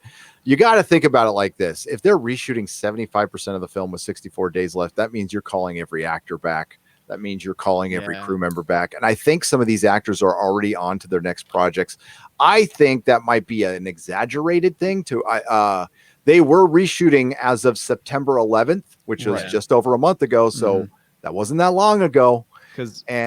Also the other big thing too is that if you're talking about 70% of the film, you realize that the vast majority of the film is CG, and the problem with that timeline is that you cannot render those effects even at 2K resolution in that amount of time. Yeah, so it's very unlikely. Hey, Gary, can I say what I know? Absolutely, yes. It's not true. It's 100% not true. I've got it confirmed from my Lucasfilm source. So, and I didn't even know about it, until I was notified of it. It is not true. Yeah. Like I said, it smells like bait to me. We definitely. But with that said, I don't have a problem with Doomcock running forward. Like I ran with that Tom Holland might be Tom Holland Spider-Man might be Brie Larson's love interest rumor because we don't know. I mean, if I didn't have my direct contact, I wouldn't be able to confirm that, And I don't use my Lucasfilm sources for much. So, but I haven't heard you mention it in a long time. So I mean, I know people who work there. I just never reached out to them. Yeah, I mean, I don't like to. Again, I get told a lot of things, but I don't run forward with them. Yeah, same here. People reach out to us. People reach out to Doomcock. People reach out to him all the time. Me all the time. But we are fans talking here, so it's totally okay for him to make a video and speculate on it. And again, I can believe that there's some reshoots going on. Yeah, how does he answer the phone? There has been. Does he go, hello? Does he do the voice when he answers the phone? Or? You know what? Check this out. Check this out. Okay, I because of my conversation with you, Alex, I sent Doomcock my number. I feel like he would have a really good singing voice. He sounds like a performer. I'm just, and this was like 3 or 4 days later after I sent him my number. I told him to call me. Yeah. And all of a sudden, I'm just around the house, and all of a sudden, my phone rings. I didn't know. Hello, Jeremy. I'm like, who the fuck is this? It's Doomcock. I'm like, what? Doomcock is calling my phone? This is the greatest thing ever. It kind of freaked me out a little bit at first, and then we started talking. So, so it's not like who's the guy that does the Iago voice, the fucking classic '90s, like he. What is this? Like that voice. Like What are you talking about? Yeah, he turns it off when he's talking normally, though. I'm wondering the same about Doomcock. What is that guy's name? He's such a classic, though. I can't believe I don't recall his name. Someone in the chat will probably. Since we Gilbert have Godfrey. Yes, exactly. Yeah. 1,500 people watching, I will announce here again. I will be doing a car video with Lord Doomcock in the next month. I'm working it out, but I am driving to the center of the Earth, and it's going to be a. Dude, that's a long ass drive, man. It is a long drive. It is a long drive, but it's going to be worth it to do a car video. With Wait, so where are you driving again? Center of the Earth. Okay, so so if you happen to stop by Tennessee on the way, you can say hi to me. I can. Yeah. Unlike when you went to Comic-Con and abandoned me. All I know is last time I hung out with you in New Orleans, you were really scared. I think you were insane. You had to spend a little bit of extra time in church because look, I don't know what the big deal was. I showed you my church too, Jeremy. Deal with cruise for hookers in New Orleans. It's a normal thing to do. I don't know what the problem is. Finding that Darth Vader though was perfect. It really was. It really was. And yeah, so anyway, I want to let everybody know that the Doomcock car video will be happening. It will be upon us very soon. Also, Jeremy, sub count. We are 12 away right now. Still 12? 12 away right now. Now again, you know how this actual count does fluctuate a lot since we don't have the live counter anymore. That's right. So it does kind of it could be over. He's getting all technical on you now. Yeah, I heard that. So We got Josiah in the back. Let's start there. more white people. Hey, I saw that this stream could use a little bit more toxic, masculine Christian stuff going on here. So Bearded content. Well, yeah. I'm leaving. We only have one. We only had one bearded Christian on the stream, so I thought we could do another one. I'm leaving in 20 minutes, so I don't know if we're going to be able to cross that threshold. I got another live stream I got to join because Gary was running too late today. I think someone's asking why the camera is covered in Vaseline. This is a really good question. It's because of that Kathleen I literally Kennedy, can't make this better. Earlier. Did you try to? Oh my God! No, it's I actually think you making made it worse. Yeah, get a little tissue. Can we play some Stone Temple Pilots Vaseline right now? Give me a second. Give me a second. Yeah, I can't stay for very long either. I mean, I'm slaving away for Jeremy right now as well, so I can't stay for super long, but I thought I'd hop in here for a little bit. So one ring to rule them all. This is right here. It really is making yes. Yes. Oh, look, it looks better. All right, is it better? Yeah. Oh, wow, that's like super clear. Crystal clear, huh? Yeah, HD glass cleaner. It's like going from a PewDiePie's camera to Marzia's camera. That's a good step up. Man. Proper Jeremy's here for $2, and he just says yes. Yes. So make up your own question. Did you that he's answering? Did you get to the super chat that was talking about my Instagram link? Not yet, no. Okay. But I can. I'll try to get to anything addressing you before you go. I just wanted to let they sent a super chat saying the Instagram link on my website was broken, so I've already sent it to my webmaster. As soon as I saw that come in, it will be fixed by the end of the night. So thank you for letting me know. Yeah, thanks. I love it when you guys let us know stuff like that. That's brilliant. Gary, the YouTubes can be tricky, huh? Boomer Vision says Southeastern Kaiju for $2. Indeed. So what's up with this nonsense I'm seeing of a link to Odin's channel getting deleted by YouTube or something? Yeah, it was insane. Yeah, that was weird. Apparently, like they put like the praying symbol next to it too, and that triggered Google. Yeah. So, oh man, wow. But then I told him he's hung out with me looking for hookers in New Orleans, and they're like, oh, okay, he's good. He's not as toxic as we thought. He just asked for forgiveness. It makes everything okay. And they were like, and when I told him that, they're like, oh, so he's a CEO and executive in Hollywood, like because that's what all Hollywood executives do is look for hookers. But then they get in front of the cameras and talk about they respect women. Oh, they're way past the hooker stage. They're jaded. They're looking for much darker things than that. Yep. That is true. Apocrypha for $1.99 says, "Hail, can't wait for your review of The Wokeman on Sunday, Gary." Well, thank you. That's a perfect time for me to plug The Inquisition, 7:15 p.m. Pacific time. Doomcock and I will be, just like Game of Thrones, live right after Watchmen. and it's probably not going to be pretty, folks. I tell you that right now. I'm gonna be honest with you. I'll try to give it a good chance. I'm in the process of rereading the comic book. I will be up to date. Now, this is a sequel to the comic book, so it's a sequel to a movie or TV show you've never seen. So yeah, they're referencing the squid and everything, but the Access Media absolutely loves it. It is their favorite thing since it's sliced going to bread. be as boring as Batwoman, probably. It's going to be, well, you know what it's based on, right? The inspiration for it was the a racially motivated massacre in Tulsa, Oklahoma. So they're centering the whole thing in Tulsa, Oklahoma. Yeah. And it's from Damon Lindelof of Lost. So I know. Bonks for 10 pounds says Doomcock got a super chat and you deserve one too. So here it is. Please make a video about creating comics and the industry Mahler style, creating greetings from Germany. You know, I could do that. I could totally do that. That'd be great. That'd be fun. I'd have fun doing that. You might be the only person who watches it, but I would definitely do that.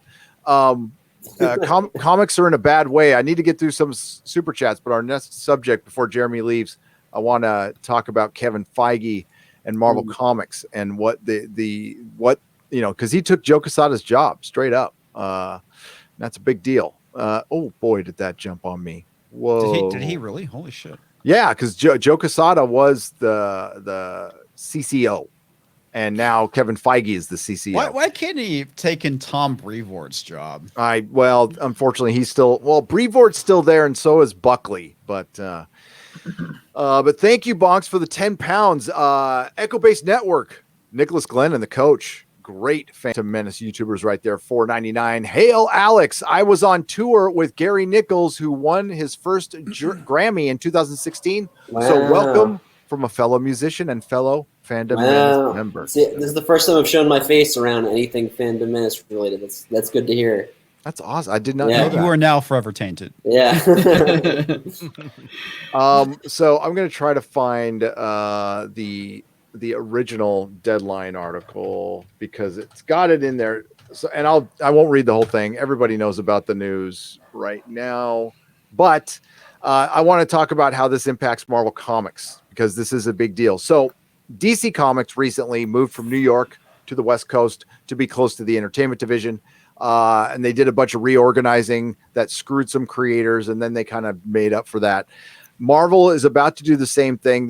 We're getting very close to the comic industry, the retail industry dying. And this is a move to get us closer to that. Kevin, for one, I don't know how this affects his Star Wars status. I don't know how you could oversee Marvel Comics, Marvel Television, the MCU, and Star Wars. I don't know how that's possible for one person. Is he actually overseeing Star Wars? I thought he was just going to do a movie. He's doing a film. He's producing it, so that's overseeing it. Okay, fair enough. But a lot of people were talking about him taking over Star Wars. Do you think that that's not happening now? It's a possibility still. I think that it's got to be. It's got to be. Yeah. Oh, my bad. I think the thought process was that he was going to come in, take over, and then basically delegate. And so he wouldn't be the main person in charge like he has been for the MCU, but he'll just be like the top dog. So he's not going to be the creative charge. He'll put other people in charge of those things instead. Yeah, I mean, I've just heard not on one of my solid sources, but I have heard that the idea is for Feige to take over after the Rise of Skywalker, but that's not a solid source. But even outside of what I've heard, just my gut feeling and my guess is that he will eventually be taking over Lucasfilm.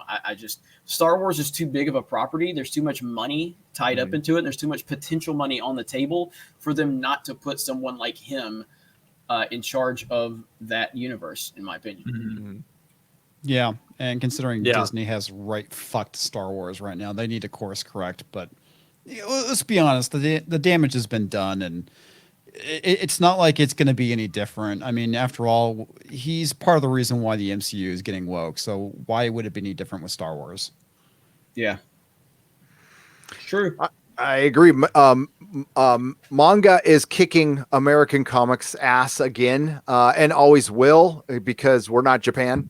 We're just never going to be like Japan. They read. They're way more educated than we are. Plus, manga is like disposable there. Somebody will read their book and leave it on a train. No American comic book guy would ever do that. We need to get to that. We do. It needs to be more places. But what this is, because towards the end of the article, it says Joe Quesada is expected to stay. I think he's going to be an EVP. Now, your boy Zach from Comics Matter broke down what a C-level person is in a corporation. That means you're a CEO. You're at CEO level, which means you're on the top. Joe Quesada. You have chief in your title. Yes, you have chief. What it is. So Joe Quesada was demoted.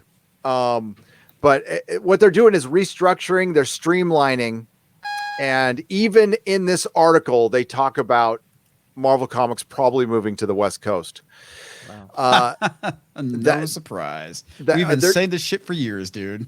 I'll use a sports ball reference here. Contraction. They've been talking. Baseball has been talking about this for a long time, and they probably will have to do it someday. Contraction. That's what's going to happen with Marvel Comics. It's going to take a few years for this to happen.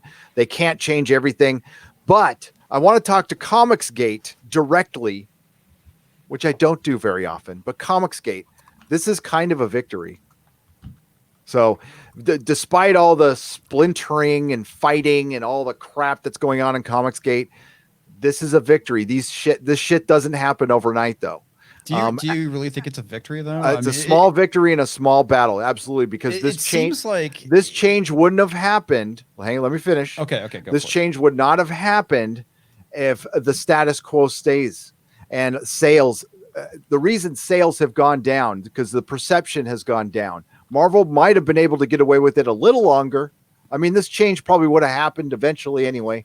But Axel Alonso was a Comicsgate victory. They didn't see it that way, but it is. But Marvel there's internal battles going on here. You're also fighting against retailers who are not entirely on the side of Comicsgate. At least most of them aren't, believe me. You're fighting against creatives who are not on the side of Comicsgate, but the customer rules at the end of the day. Eventually the customer rules out. That's what Comicsgate was about originally.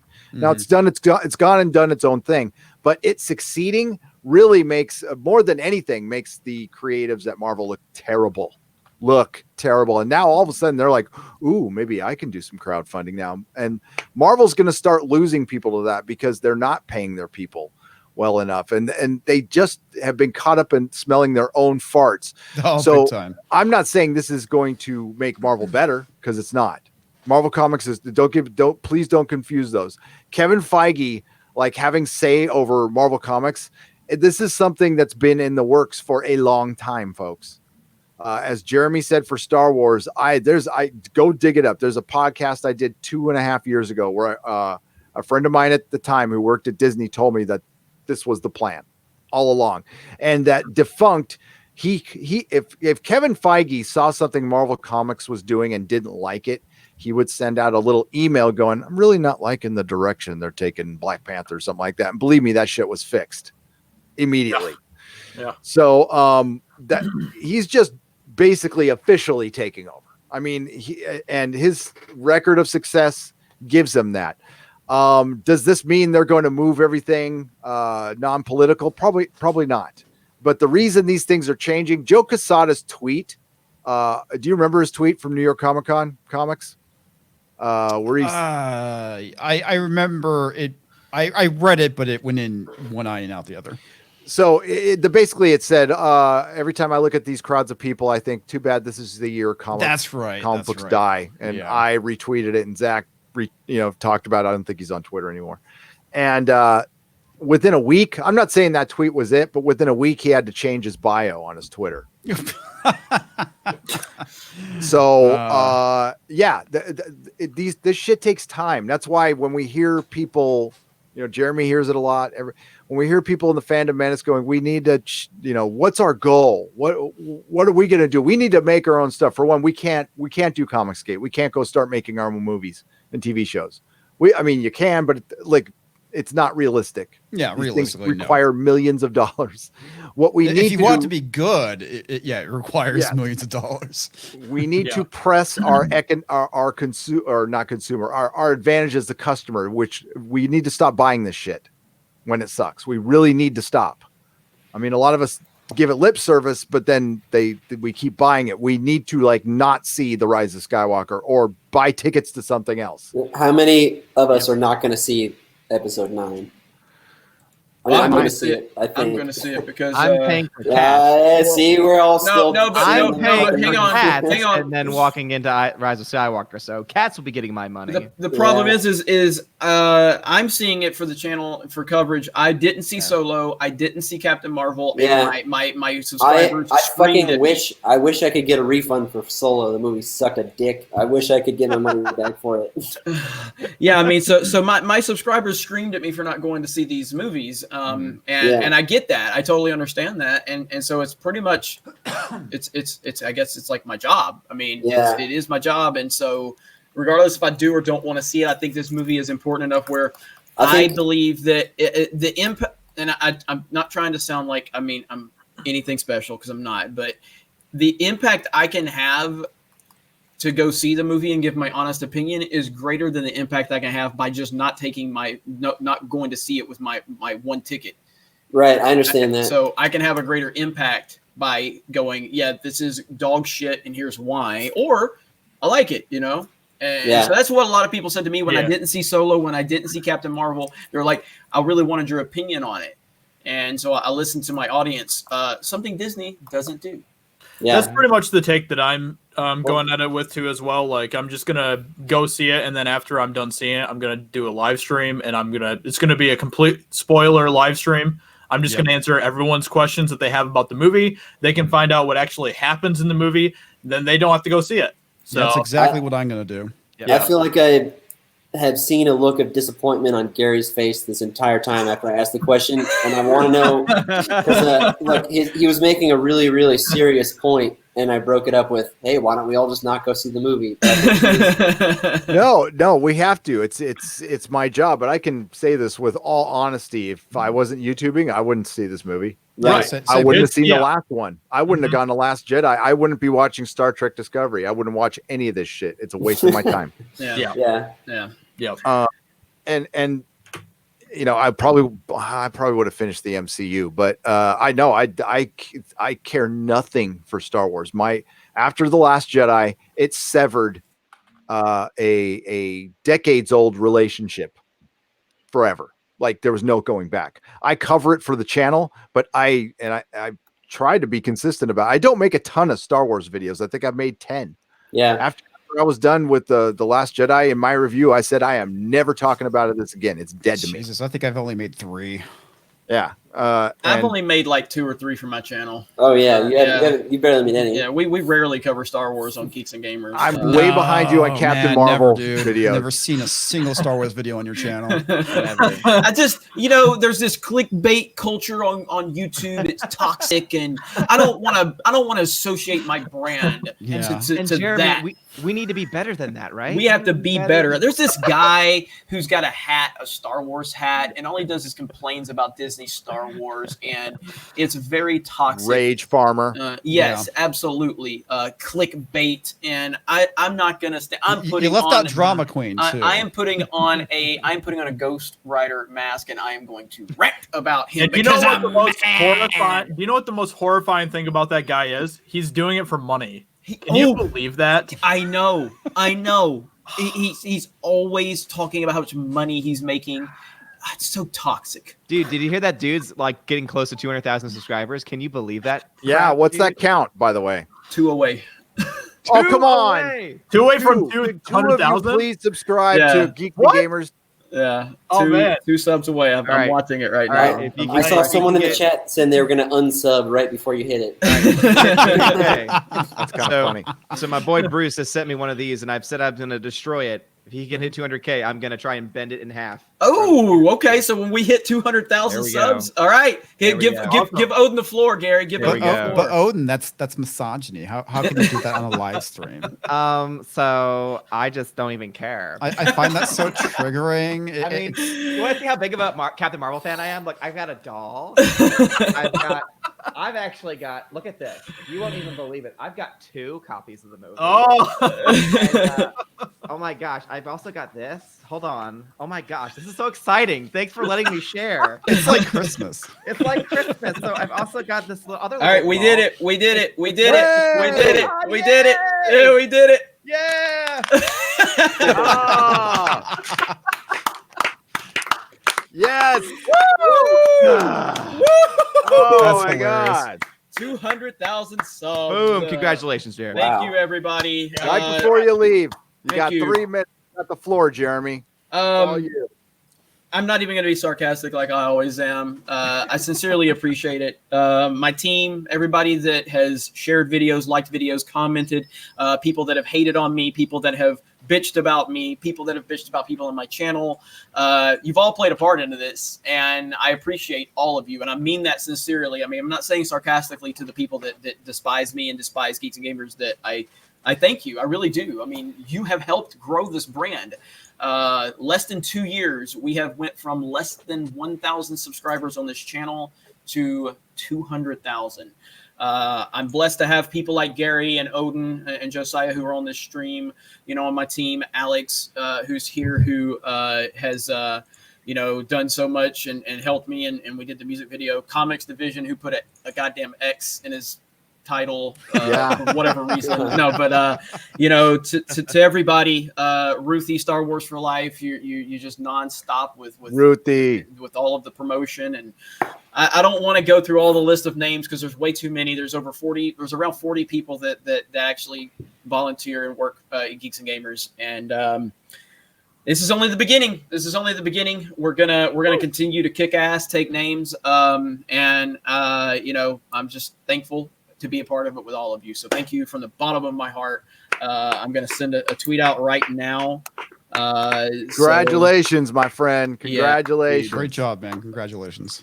Yeah. I never thought this was possible, but here we are. And it won't be long before Gary has passed us. So I'm going to live this up for as long as I can. But Gary is Geeks and Gamers. I mean, and you all are. If you are a fan of it, if you watch the videos, if you share the videos, we're all part of this. And I want to stop calling Geeks and Gamers Jeremy's channel, please. It's our channel. It's your channel. It's these guys' channels. It's everybody's channel that wants it to succeed or wants it to fail, and you keep talking about it. It's your channel too. So anyway, thank you all so much. I am going to go join Jesse Exaggeration Nation and Darth Barbie over on his stream. It's going to be Darth Barbie's first ever stream. So I'm right there. We were supposed to start this a little earlier. Gary got tied up, so that's why we're having the overlap. Unfortunately, we tried to plan it out, but we couldn't make it happen. But couldn't make it happen. Sorry about that. But you guys stay here, support these guys. They're doing a great job. And again, thank you all so very much. Hey, Jeremy, do you want a Captain Marvel Blu-ray? I please mail that. I'm not kidding you. Mail it. I will give you the money. I want you to mail that to me. Okay. I want to frame it. I'm going to frame that. I'm going to frame it. 200K. I'm going to frame it. Hang on.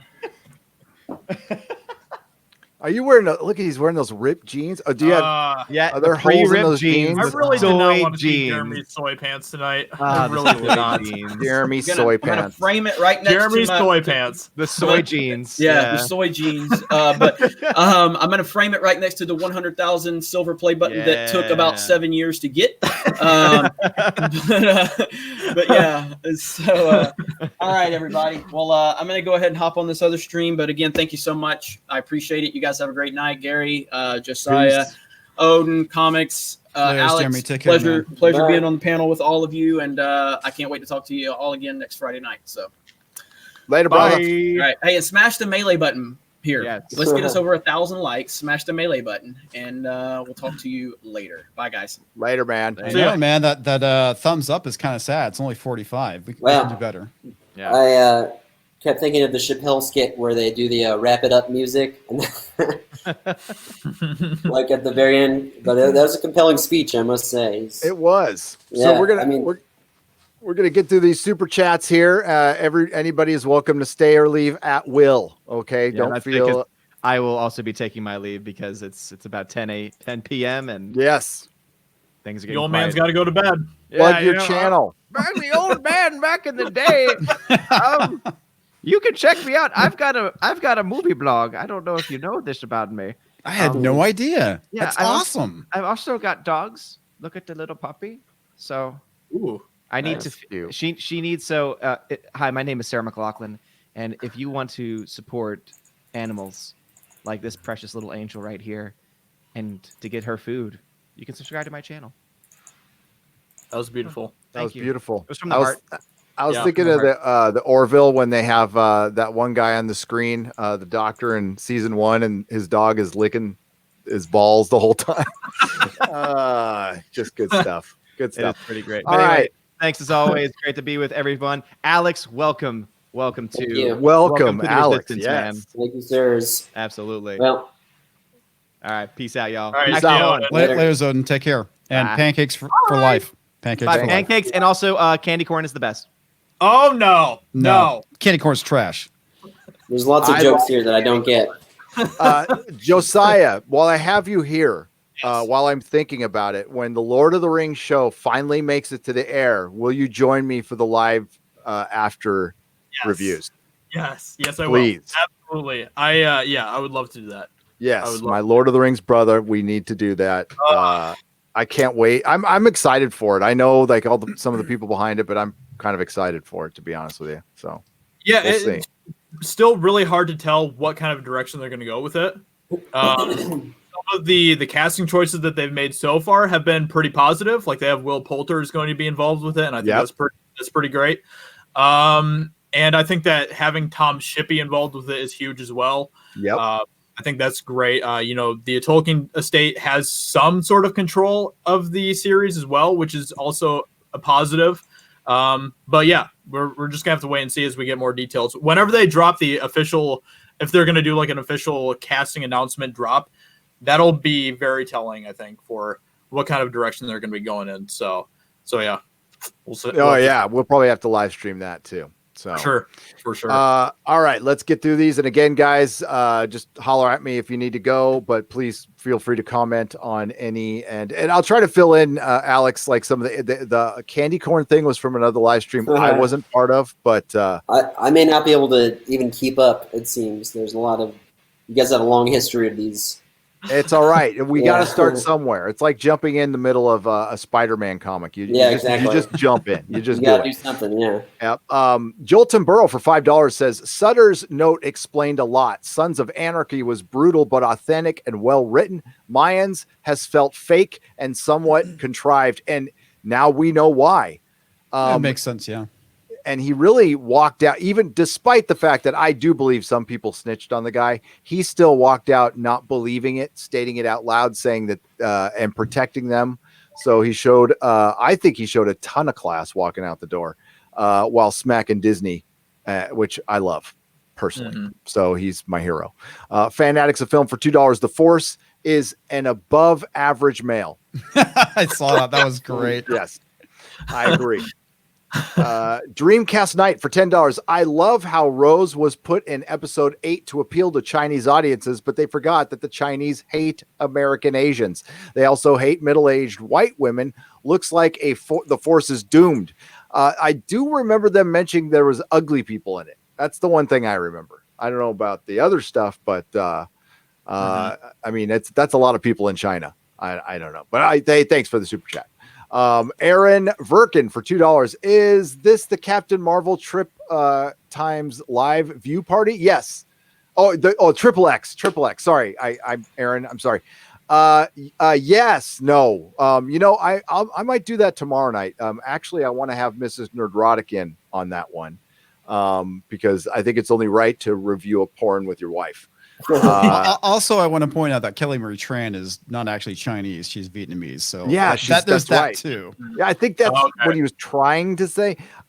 Yeah, I can't comment on that. But I don't know these things.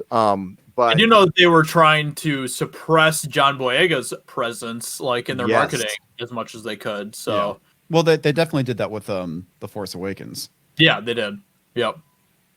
But then with Black Panther, who played T'Challa again? Chadwick Boseman. Yeah, Chadwick Yeah, Boseman. he won some award as favorite actor in China, just mysteriously. Really? Yeah, I'm sure there was a big donation to the party for that one. Yeah. By the way, Jeremy's gone, but Barstool Sports was selling this shirt instead of King LeBron. It's Chairman LeBron. It was a beautiful shirt. It was well done. Aaron, thank you, Aaron Verkin, for the $2. Sindek for $5. Gary, your videos get me through the workday. Oh, that's awesome to hear. Big thanks for speaking for us. And damn it, Jeremy, fix your Instagram link on your site. I sent you a DM, and he's doing that. He's on top of it. And don't forget to follow me, Nerdrotic, on Instagram, where we have Swag Sunday.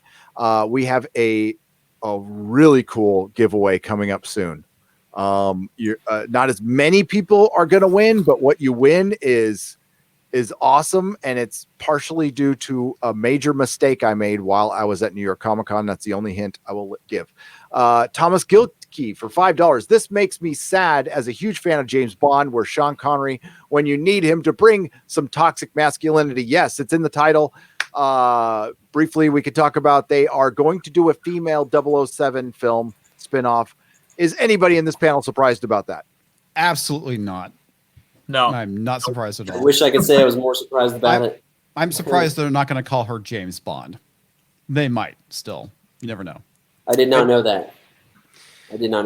Yeah, I'm surprised they aren't calling her straight up James Bond either. I mean, the name and everything, and they still could do that. Is this no? I haven't really looked too much into the story, but is this going to have the lady who's going to be showing up in the next James Bond movie? They're insinuating that, but I heard she was going to die in the movie. Oh, but, okay. I don't know how true I that heard is. that too. I've heard a lot of rumors around that. I haven't really paid very close attention to it, but I know that she's supposed to be coming back, or she's coming in having the 007 moniker, where they go and get James Bond back in, and apparently she's supposed to die at some point, or who knows? Okay. Who cares? Yeah. I just know that's being written by the chick that did Fleabag or something like that, which is a horribly unfunny show. If you saw that thing going around on Twitter saying comedy's not dead, and they show this clip from Fleabag, and it's like, this shit's not funny, dude. I've never had a straighter face in my life than when I was watching that clip. So. Yeah, I know. I was laughing, but for the wrong reason, because it wasn't funny. Yeah, exactly. You think this is comedy? Yeah. So, the producers have said flat out that they won't gender swap James, but making him retire and making her a 007 and a new character. I mean, arguably, that's fine. Go ahead and try to make money off that. It's this is the same thing as A-Force. Do it, please, please, please do it. And we're already starting to see this stuff fail. Like Batwoman. It's arguable. I think a lot has been made about the rating slump. It wasn't quite as big as people were saying, but it still was significant, and it's been met with a very tepid response. Like people are bored by it. So, and I don't think there's been a CW superhero show that's been one and done. But this one could be, although it doesn't look like they're spending a lot of money on it. I mean, it looks cheap as hell. It is so bad. It is so horrifically bad that it's so bad that Doomcock and I are going to continue reviewing it until because it's funny. I mean, it's funny. Which Batwoman? Yeah, it's funny and in like all the wrong ways. Yeah, well, right. we all kind of anticipated that. Yeah. It just seems everything I've heard, it just sounds really boring. There's like no SJW cringe at all, which I think a lot of people is wanting to watch it for. Dude, I mean, I don't mean to brag or flex. I'm not trying to do that. I'm genuinely surprised. Doomcock and I did a review. We hemmed and hawed about it. We said, are you sure? I mean, we were both saying, like, I don't know if I want to do this. Let's just do it once. And then we did an Inquisition. Then we did the review, and it got like 100,000 views, or close to 100,000 views. A 45-minute live stream. Yeah, nice. I was like, what? Well, you've had some success with doing live streams after a show and hit really big, specifically like with Game of Thrones. I remember that would be fucking Oh man, huge. yeah. Dude, that last season though, my God. Oh. It still hurts. I didn't think it would hurt this much, but honestly, because I was checked out on Star Wars, Game of Thrones hurt just as much. Man, I recently rewatched seasons 1, 2, and 3. I'm like, fucking A, this was different show. Such a good show. Yeah. Mm-hmm. I think the only thing that would be worse, I mean, like I'm with Josiah. I think he and I are see eye to eye on this one. Lord of the Rings is like, that's where I draw the line. We're talking pitchforks, torches. Line in the sand. Oh man, if they mess with it at all, I'm bringing war to Amazon. So I believe it. Christopher Arcella for $10. I want to add on to what Comic Division said and say that I think that the SJWPC kick in when nerd culture became mainstream back in 2007, when The Big Bang Theory became a hit. I agree with that statement. I think it started then. I started noticing it then. It started bugging me in comic books. When it started irritating me in comic books, it was about 2007, 2008. It wasn't a lot. I remember I stopped reading anything written by Greg Rucka. I couldn't do it anymore. Yeah, he's a character, that's for sure. I was out of comics still at that point, so I really didn't see what was going on. It wasn't until later, but that seems to be about the beginning of the rise of the digital outlets too, was 2007. There was a lot kind of going on in that time period. Yep. Mm-hmm. FX firing Kurt Sutter is like AMC firing Vince Gilligan and Better Call Saul, equal to that from V for $4.99. I completely agree. And I do like Better Call Saul. And he did get a reference in El Camino. I'll just leave it at that. Apocrypha for $4.99. I'm getting strong. One flew over the cuckoo's nest vibes from modern entertainment, where Disney is Nurse Ratched and the Fandom Menace is McMurphy. That's a great analogy there. I like that. Not a good one. I mean, like, not for the end anyway. Modalicious for $2, $15.25. Just watched that, and he doesn't credit for it. $15.25. Just watch that, and he doesn't credit for it. Which one, Modalicious? And answer it in the chat. You don't have to give another super chat. What's that referring to? Gawker's Death Rattle for Canadian 2 pesos. Mad Max is like a screamo Christopher Walken. He kind of is. That's hilarious. That's pretty on point, actually. I've got to head out too now, guys. I'm sorry to abruptly. Oh, no worries. But I'd love to come back on if I'm welcome back on the show again. I'd Alex, you have an open-ended invitation anytime, my friend. Please plug your channel real quick before you go. Yeah, it's just youtube.com. Let me boomer it real quick for you. It's youtube.com/gootmusic. http://youtube.com/gootmusic. So it's GOOT music. Alex, it was a pleasure meeting you, my friend, and please come back. I'll reach out to you and look forward to talking to you, man. All right, man. Sounds good. Thanks for having me. See you, Alex. Later. All right, it's just us three guys. We're burning through these sub chats again. Leave when you need to. I'm gonna have to take off in a few minutes here, but yeah. Sure. EU fans hate soy wars, says from Ajaman. Oh, okay, I'm reading that wrong. From a FROMEGGMAN for $2. I don't know how to read that. I'm sorry, but I'm dumb. So, I'm getting the sense that EU fans, they're kind of worried about the Fandom Menace. They don't need to. We're your friends. Yeah. We would love the EU to be the Star Wars, right, Josiah? Oh, totally. Is there? I didn't realize that there was any sort of division between the EU and. There is, and a lot of it's from this very small kind of anti-Fandom Menace group that's trying to stir up hate because they want to be. I don't know what they want to be, and I don't really care. But like comics, you're old school EU. You're like OG EU. I am. If Disney had just adapted EU, I mean, people have said it before because it needs to be said, and it hasn't been said enough. All they had to do was adapt EU forever. Yeah.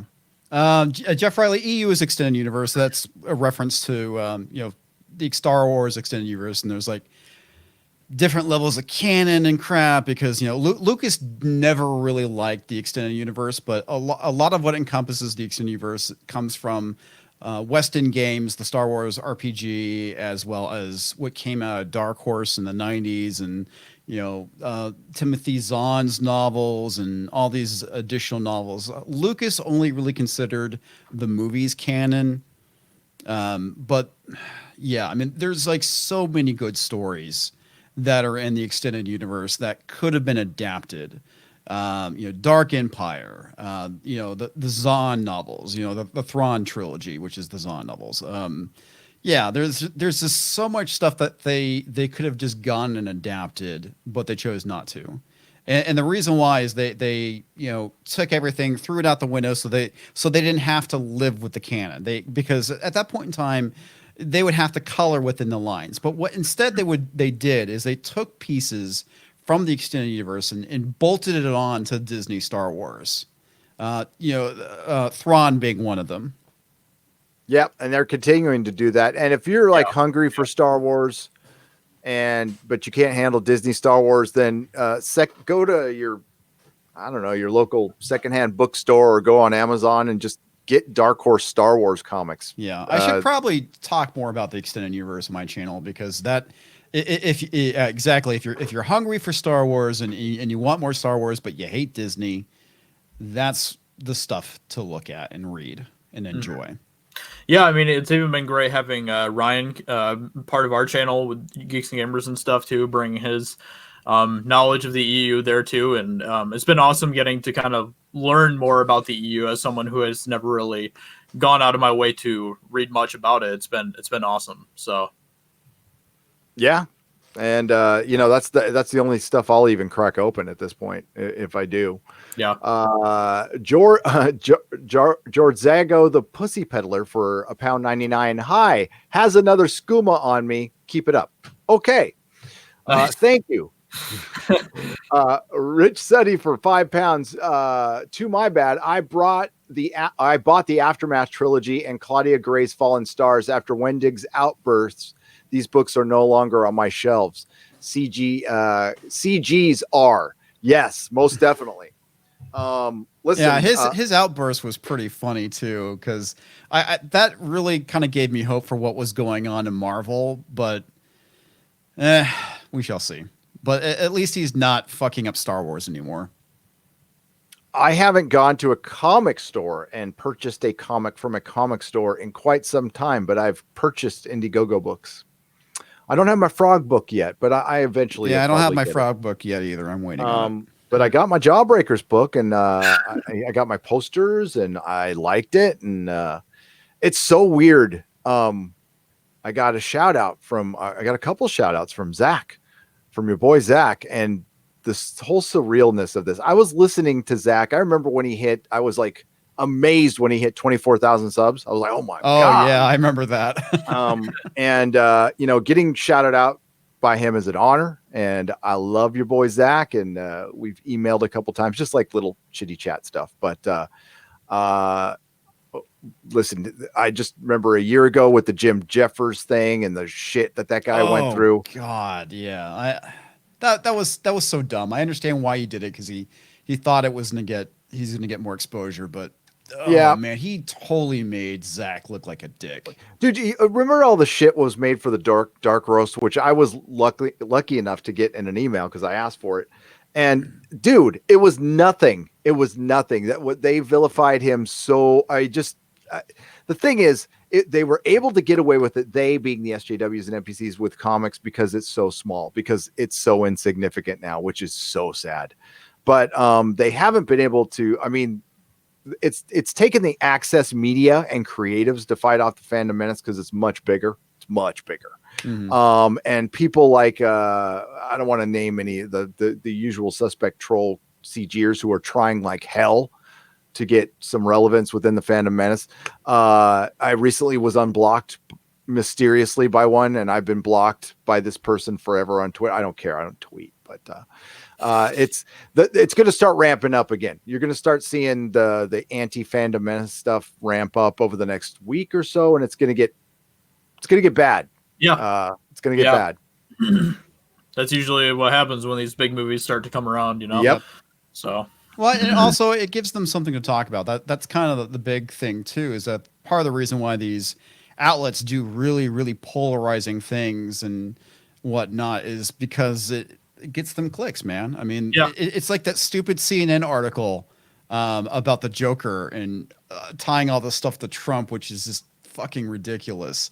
It's like that type of stuff. People like us, we're gonna read it. It's just as much for us as it is for the SJWs. And part of it is yes. I mean, like I don't think CNN writes for us to make videos, but I think like IO9 or the Mary Sue or the smaller places Screen Rant most definitely. Oh yeah, 100%. Absolutely. I mean, it seems like We Got This Covered releases just like 12, just the most ridiculous articles you could think of every day. And I'm sure that they're probably just trying to find something for us to get a reaction to make videos about and stuff. So, yep. Oh God, they just released a couple today. Yeah. The Dr. 14 Blu-ray reviews, who's always got a contrarian opinion, but he's always around, or she, which that's fine. And here's the difference between the other side and the Fandom Menace. I'm going to read this. I never got offended by anything Bree said and loved Captain Marvel. That's cool. Yeah. No problem. Nobody ever has a problem with what we like or dislike here. What we have a problem with is you not liking what I, or having a problem with what I dislike. And then calling poor Josiah, an istophobe of some kind. When he's just a phobe, not an ist.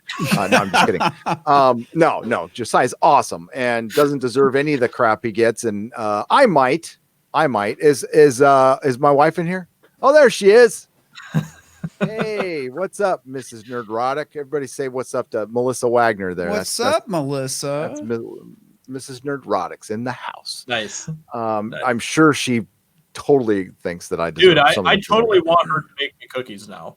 I mean, I saw those cookies that you had, those Nerdrotic cookies, and I was like, man, I need to get me some of those. She makes great cookies. Those Nerdrotic cookies were good. Oh my God. Matt G, Gary, you're right on about Bowles Trek being great. Thank you. Oh, hey, yes, Bowles Trek is a Fandom Menace member.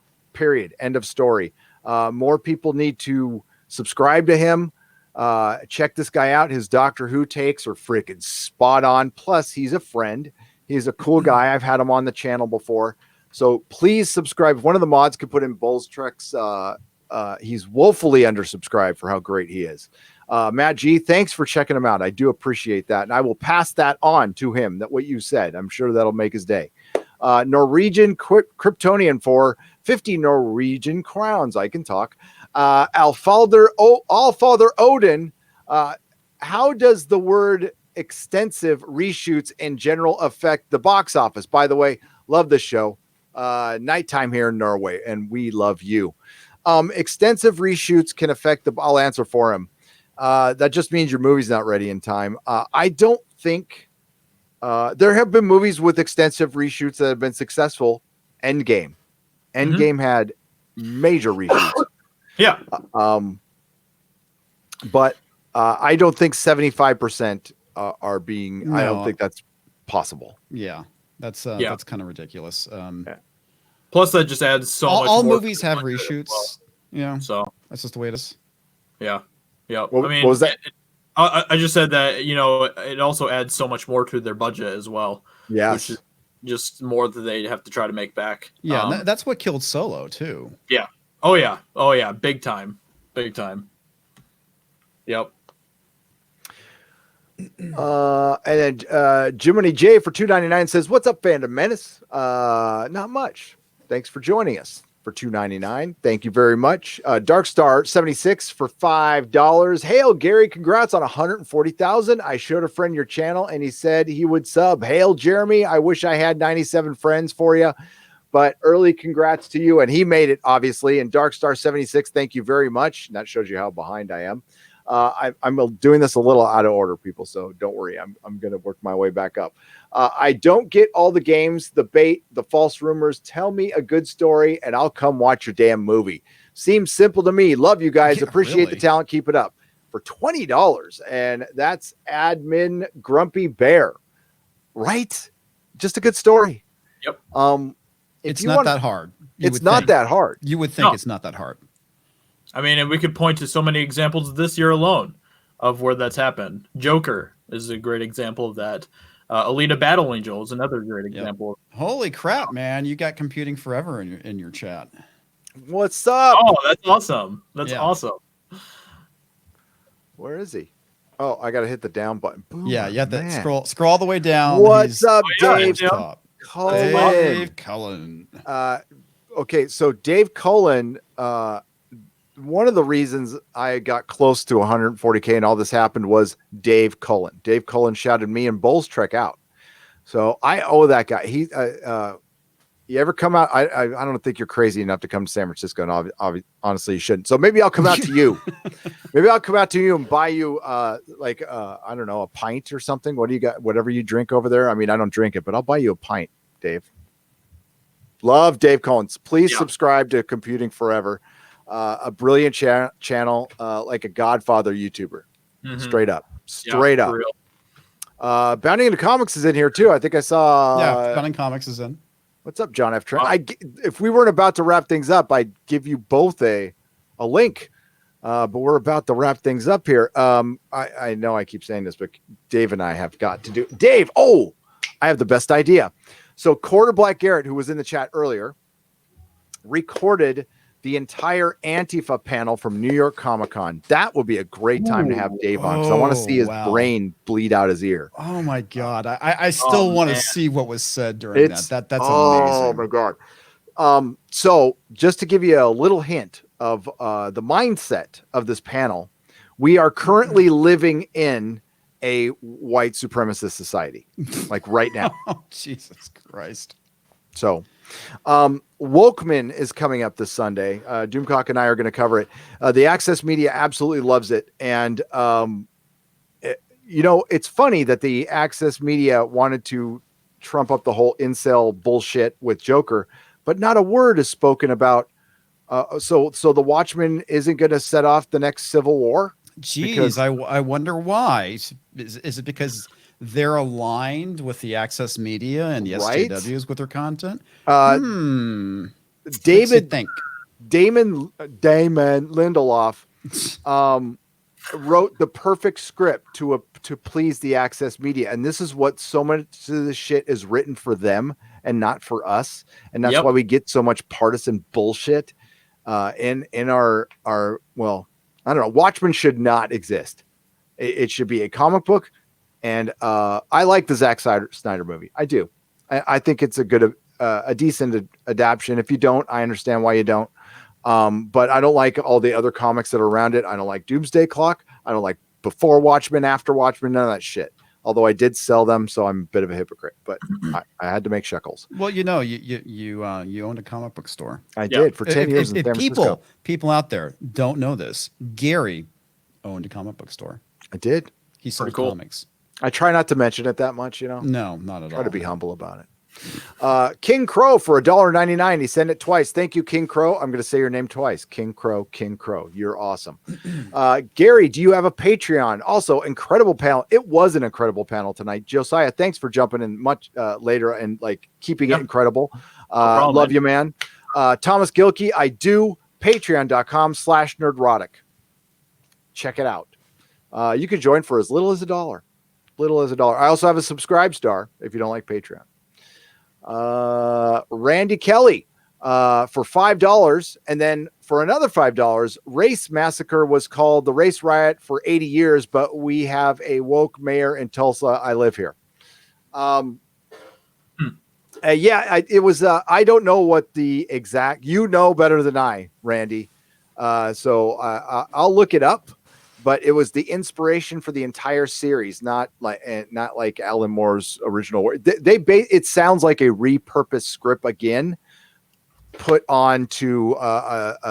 There's definitely some they're trying to push the modern narrative. Yeah.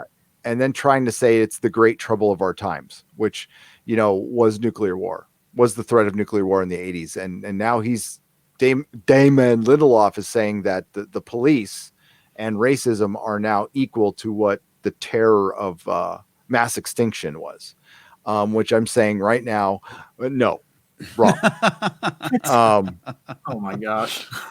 So Ruin of House Roundhead, our good friend. Hey, dude, bras. Star Wars is for effing kids, so don't see episode 9 because you are too old, brah. Dog, you were all mad because Rey is a powerful babe. The fact that he actually talked like that is Star Wars is funny for in kids, itself, man. But cancel kids wearing Stormtrooper costumes. That's so Just keep that in stupid. mind. I look forward to this guy looking back 10 years from now going, what the fuck was I thinking when I wrote that article? I'm such an idiot. Miss Melissa, I kept my promise. I did not make a video about Freddie Prinze Jr., but I did make a thumbnail and talk about him in the live stream. But I was asked not to make a video on Freddie Prinze, so I didn't. I decided to go another direction, and that video will be out Monday. It's about Jar Jar. Hint, it's about Jar Jar. Other solution, if you have to see it, get a bootleg. They get no credit for bootlegs. Says Seek the Light for $5. Most definitely. Sail the High Seas. Oh yeah. Mm-hmm. I'll probably I say I'm gonna buy tickets to Cat and go, but that's dishonest. So I will buy a ticket and write it off as a business expense. And they still get my money, but it's my job. But believe me, if it wasn't, I wouldn't be seeing it. I don't want to see it. Yeah. I mean, that's pretty much how I feel about it too, So yeah, I'm in the same boat, man. And they have assigned seating, and I'm pretty sure that my theater is going to be packed that night. So I have to buy a ticket. Yeah. Yeah. And we're almost done here, guys. We got like 5 more. So yeah, I wish I hadn't seen Blade Runner 2049. I'm sorry I saw that, but I know a lot of people liked it, and that's cool. Believe me, it's not as bad as The Last Jedi. It was a beautifully shot film. That's the only compliment I'm going to give that movie. Yep. Was watching a bit behind last super chat, but just saw congrats again, Jeremy, on 200,000. Darkstar 76 for $5, and I will pass that on. Darkstar, you're awesome. Thank you very much.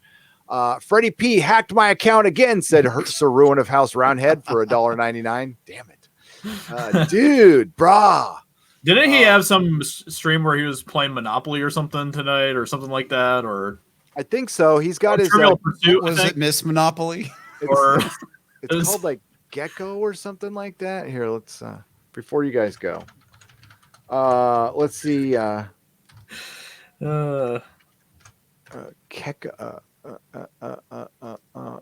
Oh, now when you search Freddie Prinze Jr. Oh my God, that's hilarious. SC reviews thumbnail. Here, I'll show it to you. SC's funny. You got me, SC. But I was searching his there.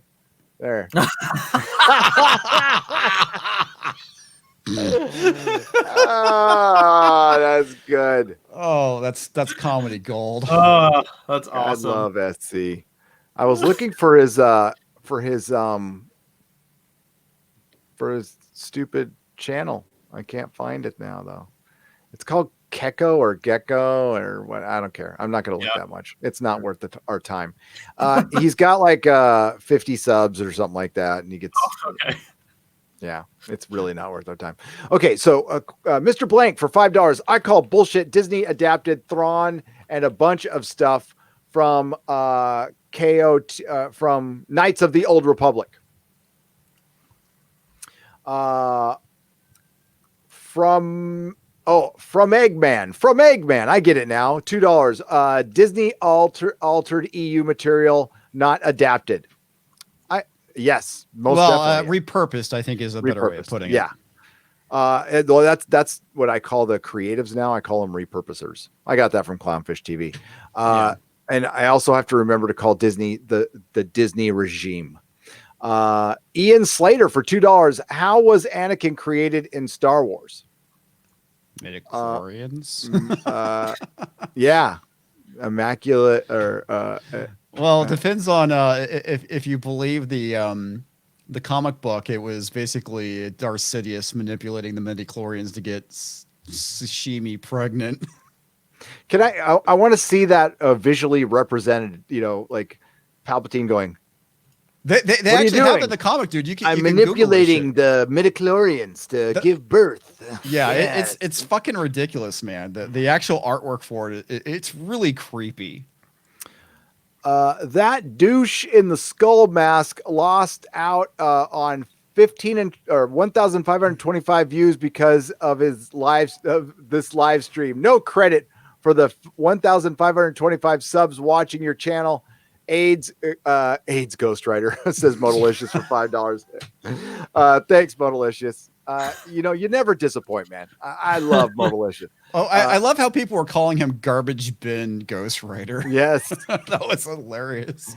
Eskimonofono for $1.99. Just ate spicy curry before work. Oh no. Yeah, buddy.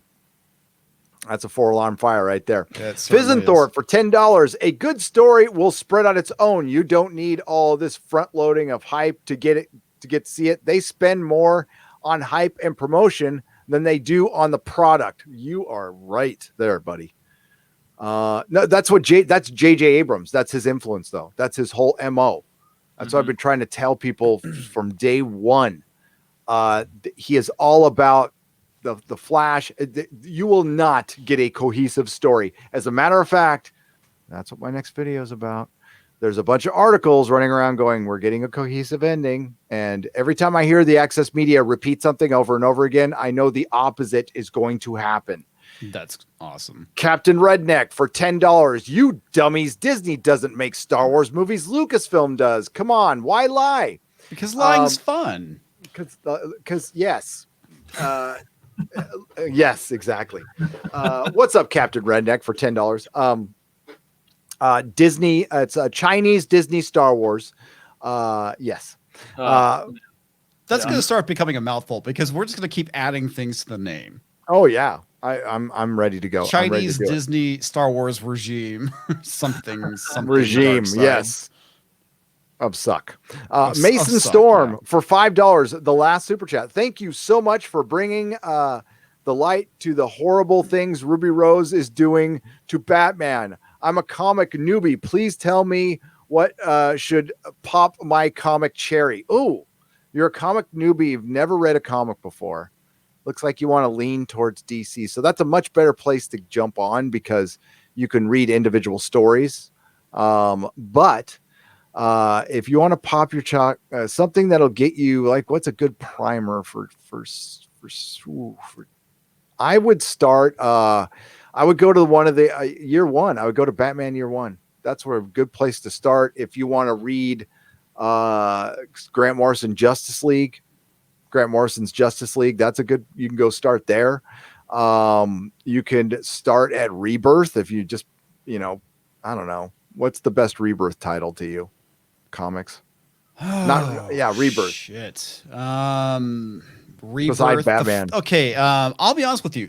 Rebirth Flash was really good. That had a pretty strong run. And it eventually petered out. But if you read like the first 30 issues, it's actually really damn good. I'm not a Flash fan either. I happen to see some people reviewing. I want to say it was like issue 20 or 21. It's when he has the negative Flash Force, and it was just an interesting story. The two books that if somebody walked into my shop and said, I have never read a comic before in my life. I've watched a couple of cartoons, but I want to start. First I would ask them like what their favorite movie was to kind of get a feel for their taste to know if like, should I offer this guy like Vertigo? But if they come out and say, hey, I want to start with Marvel and DC, the first 2 books I'd offer them every time is Marvel's or Kingdom Come. I would just go, I think those are good like primers. Yeah. Hawkman is also really good. That is still a solid book coming out of DC. The short-lived New Age of Heroes was also pretty enjoyable. The Terrifics was really good. Silencer I really enjoyed.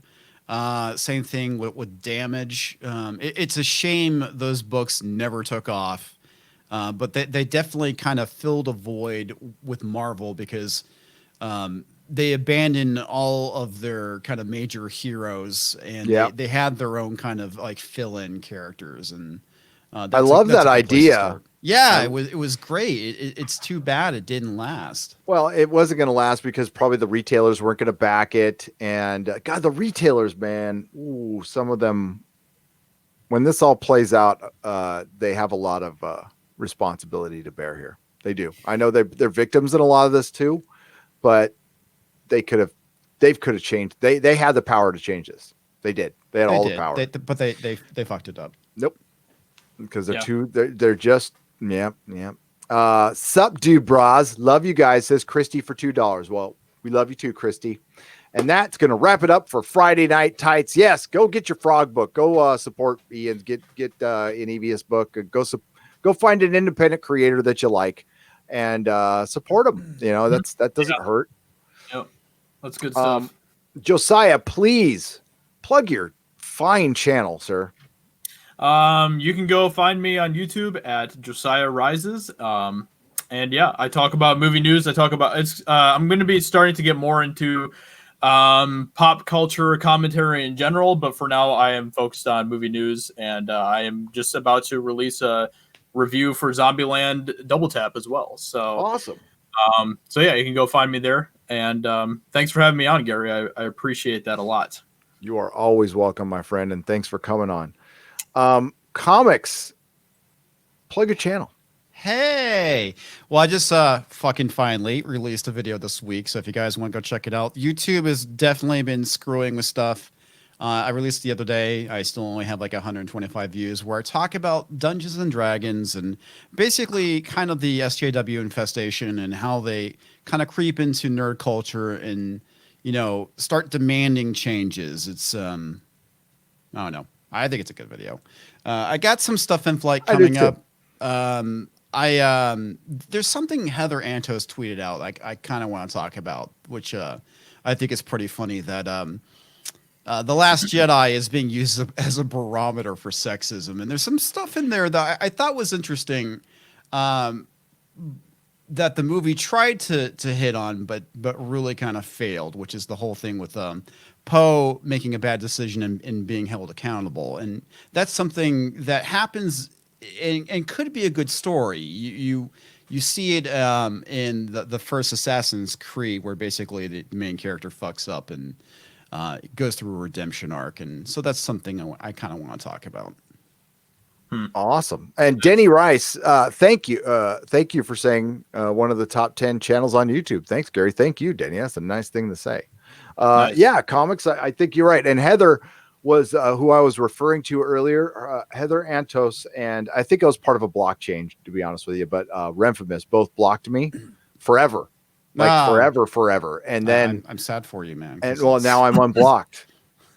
Now I'm unblocked. Yeah, now I'm unblocked. Really? Wow. Okay. Yeah, so I think shenanigans are coming. I don't think from Heather Antos. I think I was part of a blockchain with her because I've never even like. I know I was blockchain because I followed Zach back in the day, and that's part of the reason. That's probably why. Blockchains, yeah. Ren, I don't know why, but yeah, I was blocked forever. And now I'm not blocked. I blocked her mainly because I just don't give a shit about her. Yeah. Well, I think she was watching the live stream that I was on with Anna concerning the Rose tweet to EVS and stuff like that, because it was concerning her. So Nina Fabiano, reliability for the win. Nina Fabiano, you're reliable. You're a reliable friend, member of the Fandom Menace, and we dig you. So thank you for the $5. And yes, reliability for the win. You guys are awesome. Congratulations again to Geeks and Gamers. And a lot of that goes to Josiah, our man Josiah, who does the editing there. I mean, let's not forget that. This is the backbone of Geeks and Gamers right here. He does a bunch of editing. So I do a lot of work behind the scenes, that's for sure. Yes, you do. So thank you, Josiah. Thank you, everybody. And thank you again. I passed 140K myself. Congrats on that too, man. That's amazing. Awesome. Yeah. That's fantastic. Thank you. Yeah, that's cool. We will see you next Friday at 5 p.m. Pacific time. Don't forget Sunday, 7:15 p.m. with the Wokeman, Doomcock, and I covering it Game of Thrones style. So that should be fun. Nice. Yeah. I have to watch this series. I want to see how terrible it is. I heard this is the first episode, right? Yep. It's coming out. Okay. Interesting. Yeah. What is that on Hulu? HBO. HBO. Okay. Yeah, HBO. I'll have to see if I can watch that too because it should be interesting. It will be. So I will see you then. Hopefully, Mrs. Nerdrotic and I can watch, just for research purposes, the Captain Marvel parody, and we will do a live review. All right. That's review, awesome. Dirty-minded people. All right. Sure, it's not a reenactment. Maybe. I don't know. Maybe. So sorry, Father Christopher, if you're still out there. On that note, hail Axel Braun and Kenzie Taylor, who is our Captain Marvel. On that note, Josiah will like my my parting phrase, which is, remember, not all who wander are lost. Yes, that's what I'm talking about.